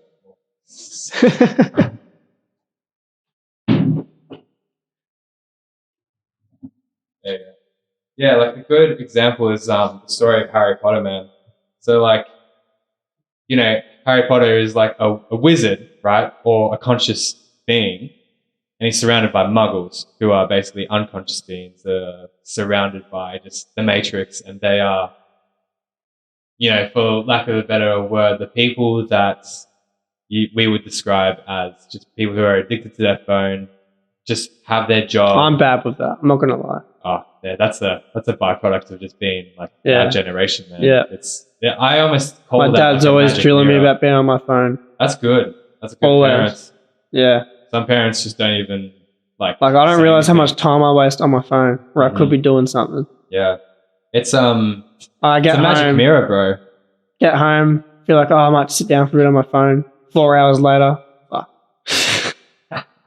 Yeah. Yeah, no, don't worry, man. We all fall short of that. I think that's something that we're just learning as well. Like, it's addictive, man. It's really addictive, and I call it magic. Like, it's a weird little, like, you know, if you didn't know Living what in a the phone virtual was- world, yeah, we're not taking in what's around us. We're all sucked into yeah. this. We're not looking up at the heavens anymore. We're Yeah, no. looking down. Yeah. At the Matrix, as it were. Yeah, Yeah. 100%. But yeah, going on what I was saying before, like, basically what I'm trying to say is that, like, you're never really stupid. You're only ever really a fool. But you Yeah. have to be a fool to become a master. Does that make sense? In a way, yeah. Because the fool, like, if someone wants to become, you know, a master or conscious, or they want to become like Dumbledore, as it were, they have to go through a process. You know, they have to embrace their dark side, Lord Yeah. Voldemort, or they have to, you know, face adversary, consequences, obstacles, love, Yeah. loss, and you know, like, very often the main character of every story will very much be a fool. You know? Yeah. And at the end of the story, they always do like a full circle and then they come back to the ordinary world, and then they are a master and they have something to give. Yeah. You know what I mean? And I feel like in that circle, with whatever path you take, it's either going to come back, start spiraling in, going back down, or you're going to spiral around Nice.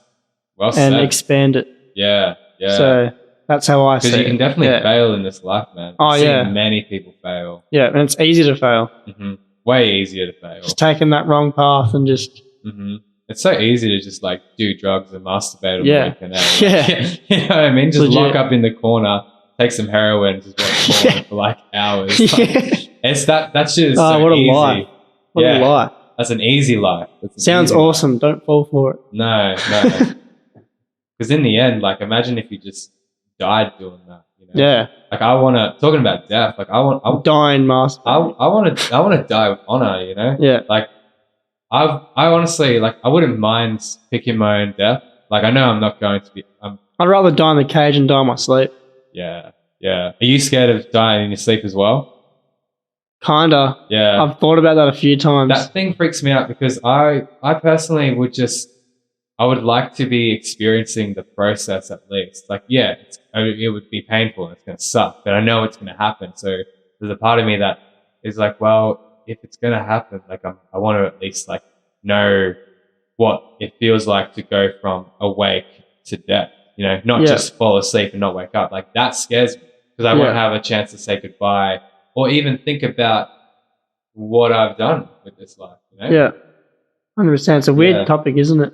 Yeah, well, a lot of people... Because there's no answer. Because you just don't know. So it's hard to talk about. Because you don't know what's after death or... Well, it's a real touchy subject. In this modern realm, man, like people don't and there take never the will be an question answer. seriously. No, you don't. Only conspiracy. Yeah, it's all conspiracy. Yeah. But yeah, you don't find out until you die. So everything else is just guesswork. Yeah. But I think and there's no answers because you get an answer to something you think you figured out, and then that leads to something else. Then that leads somewhere else. So like there is no answer. It's just a bunch of answers looking for an answer. Something that the Chinese Taoists, like these old I don't know what sort of century BC they're from, but these old Chinese philosophers said like the true Tao cannot be explained. Tao being like their word for God. Yeah. So like the God that is the true God cannot believe be in no explained. God. And it's like you believe in no God? I believe in the universe. Like only because I've heard of all the different religions and they all believe in them, but how could they all just be true? Like it's hard to explain. Again, it's one of those things like so like full on and just it's hard to understand. I just believe in the universe. Yeah, I think it's more or less like having just rolling with it.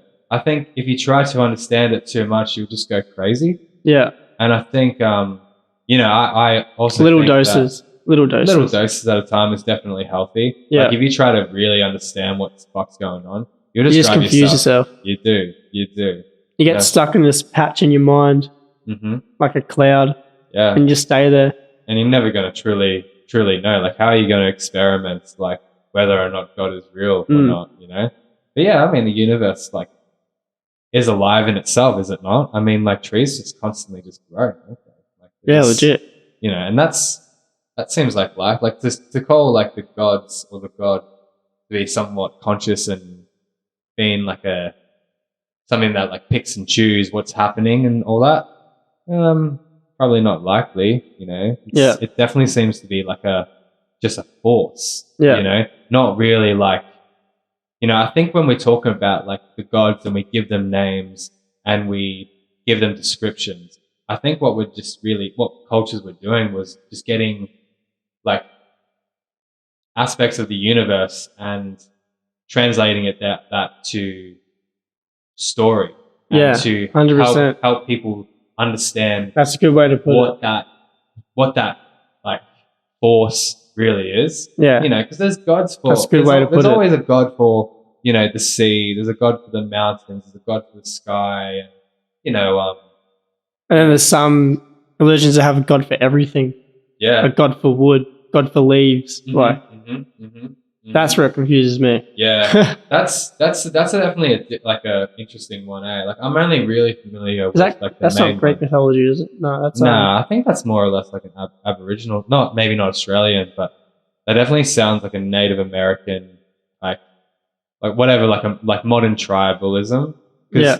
well, based on what I'm familiar with, like I'm only familiar with Greek, Egyptian, and the Norse, and obviously Christianity. And I feel like they all don't Greek, have that. Egyptian, and Norse are the three strongest religions. Like those, they're like, how do I put it? What do you mean by strongest? Like, they make the most sense to me. Mm-hmm. They make the most sense. Mm-hmm. Like, just seems more legit. Like the stories I've heard about like Christians and God are just like Jesus in the cave and he died and then he wasn't in there. Like I don't believe in any of that stuff. Like bit skewed, eh? Yeah. Yeah, like it's and they all the thing is I have a problem with it. And at least there's been proof of like the Greek mythology and like finding things today from back then that link up in their stories. Like what? Like giant bones and all that stuff. I've seen that stuff. Yeah, it's crazy. That's pretty interesting, eh? Yeah. Yeah. And like how the pyramids were built. Like they don't even know how they were built, don't they? Mm-mm. They have no idea. Some people say that they know. So it definitely shows that life, maybe it shows that we're going down in life. Like we're de-evolving from what we used to be. It's funny. It's funny how you say that, man, because a lot of people think that in our modern era is like a fallen era. Like we're in. Like, are you familiar with like the Great Year, which is about it's a year that lasts 52,600 years or whatever. I think it's 52 or maybe it's 26. But it's bit crazy when you think about it. But you have these like eras that last about 2,100 years, and every era, so like, you have like the Earth. So like let's drew like a little circle here, and then you have like all the stars, right? Yep. And you have the constellations, right? The 12 constellations. So you got Scorpio, Sagittarius, Pisces, all that. So the Earth, this is like the theory on the session. So the Earth is always spinning like this, right? But it has like one form of spinning. It spins around the sun, but it also has a slight wobble. And so like the top, North Pole and the South Pole, right? They're when they're doing a spin, they're facing the same constellation. Yeah. So every 72 years, this wobble, it shifts 1 degree. So the math says that every 2,000 years, that where the North and the South Pole is going to be in a different spot. So the North will face, this constellation, the South will face this constellation. 2,000 years later, there's going to be another constellation, and then you do like a full year, which is like 26,000 something years. Yeah. And so they have this theory that you have like the golden era, silver era, or the silver age, bronze age, and then I think it's the dark age. And so like, you have like a certain 1,000 years where you have the golden era, and then you have this slight fall of silver to bronze. Where do you reckon we stand in at the moment?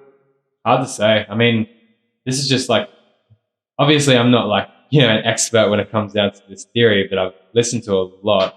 And a lot of people think that we are in, like that we've been in the dark ages for like. I'll say we're closer to that. Yeah. Because life's, everything today is about how we can make life easier. Mm-hmm. But I think that's bringing us to a fall because as life gets easier, people are getting weaker. Yeah. Like my dad's also explained that to me a lot as well. Mm-hmm. Like he would say, years ago you'd have to go cut wood to make a fire. Today you just press a button and heat comes on in the house. How easy is that? Yeah. So it's taken away like that physical form of like to make heat. Does that make sense? Like, Oh yeah, absolutely. I mean, and what happens when the machines fail as well? You know yeah, what I mean? because And we're like, relying on technology so much. yeah, and how long is it going to last as well? You Yeah. know, these things take resources, and things get damaged, things fall apart, and also people forget how to make things as well. Yeah. Like to be like a you know, people used to make pianos, right, by hand, right? And people like robots can't make these pianos anymore. Like they're like big, beautiful pianos, and there's no profession like person anymore that's making these pianos. So what my point is that you have like a skill or a technology, and if it doesn't get passed on properly, and most don't, it will be lost in time.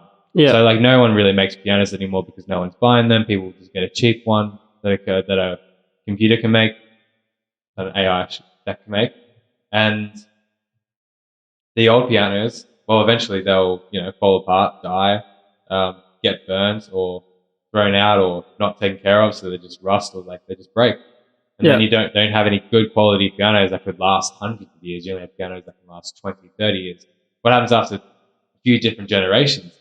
You have no one being able to make pianos anymore, and so you lose that technology, and then you're reliant on robots that have to make those pianos. But what happens when those robots, what happens when people stop making those robots? Yeah. When people don't have jobs, when, like at the moment, we're going through like a massive, like recessionary period, and a lot of people think we're going to fall into a Great Depression, which Yeah. hasn't happened for the last 100 years. I've heard that before. It's pretty normal. Depressions generally happen. Like it's all like cycles. It's all up, it's all down, it's all day, it's all night. Like these are very natural things. But I think the biggest problem that a lot of economists say is that we have just kicked the can down the road so many times that the further we kick the can, the worse our fall is going to be. Yeah. And I don't know, we could be in for some dark times. We could be all right. Like, Australia's a pretty lucky country. You reckon in our lifetime? Yeah, for sure. Absolutely. Yep. Yeah. A lot of people are like, pretty concerned. You got a lot of preppers happening. Yeah, we could go into that, but yeah, a lot of people think that we're going to be seeing like the collapse of the dollar. We're going to see, people starving. We're going to see a depopulation.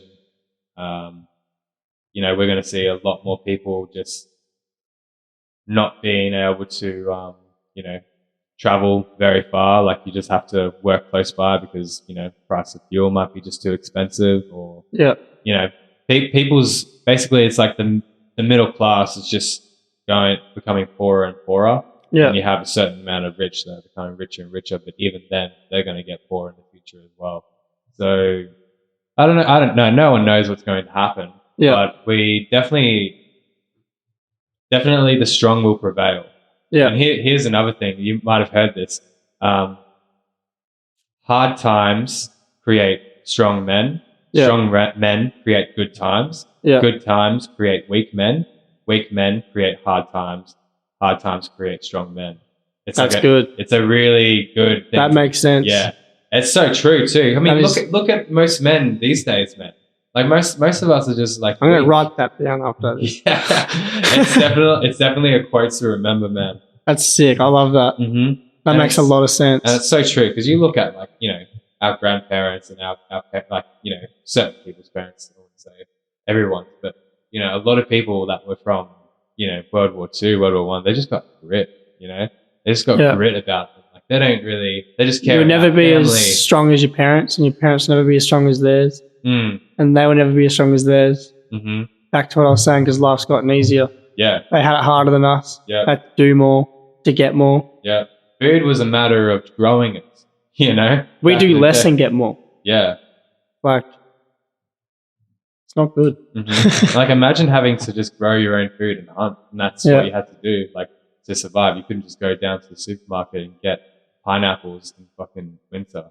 Yeah. Like, it's such a weird phenomenon, and like, I don't think we've ever really experienced it as human beings, with respect to, Europe and like, with, Italy and Greece sort of being warmer countries, being able to transport, fruit to the north.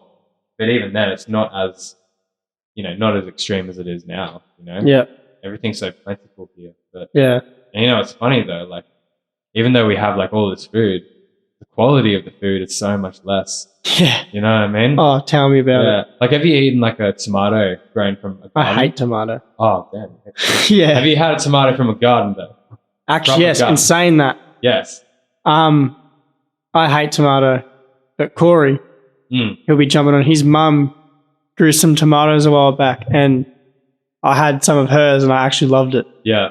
Like, it was awesome. Yeah. Tomatoes grown from the garden man. The only Like, way you to go have get it. a tomato from Coles and bring it here. I'm throwing that bitch in the compost. Yeah, I don't think a lot of people like that. I've never liked those either. Yeah. I used to gag when I like had like old fucking tomatoes. Yeah. These days, I can't stand it. Yeah, you have to grow them. You have Yeah. to grow them.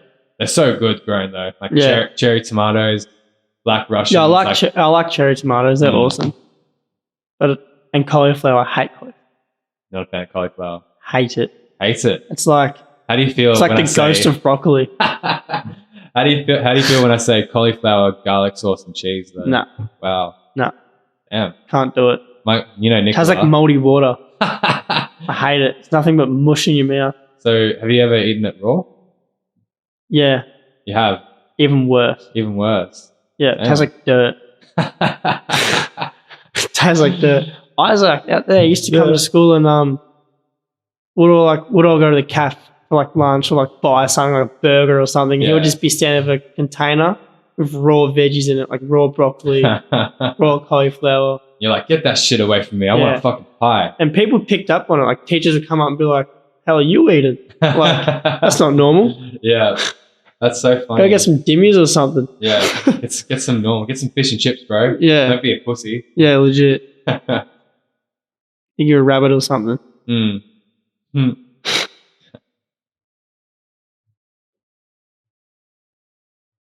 Where are we at? Fuck, we just hit 2 hours, man. I was meant to call it halfway, but like we were just in mid conversation. No, we got lost in the convo. It was Definitely good. got lost. I don't know. Is there anything else you want to put out there? To be honest. I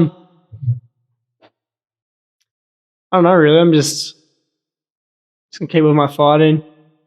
Beat everyone that comes my way. Mm. They all gonna be ready. Because I feel like this year, the new year is gonna be my uprising. Big time. Mm-hmm. I can see it. I've dreamt about it. It's gonna happen. At the moment, it's more like, how can it not happen? Like, I feel that confident with it. It's just, yeah. And I'm just blessed with the life I've been given, really. Mm. I'm going to take every opportunity to take it all in and make it happen. So that's what I'm putting out there. I love the gratitude. Yeah. How can people find you? Pardon? How can people find you? Like on your socials? As in like follow me and stuff. Mm. I'll just Instagram, Facebook. My Instagram's Great White with 2 T's, Great _ White. Mm-hmm. Brad White on Facebook.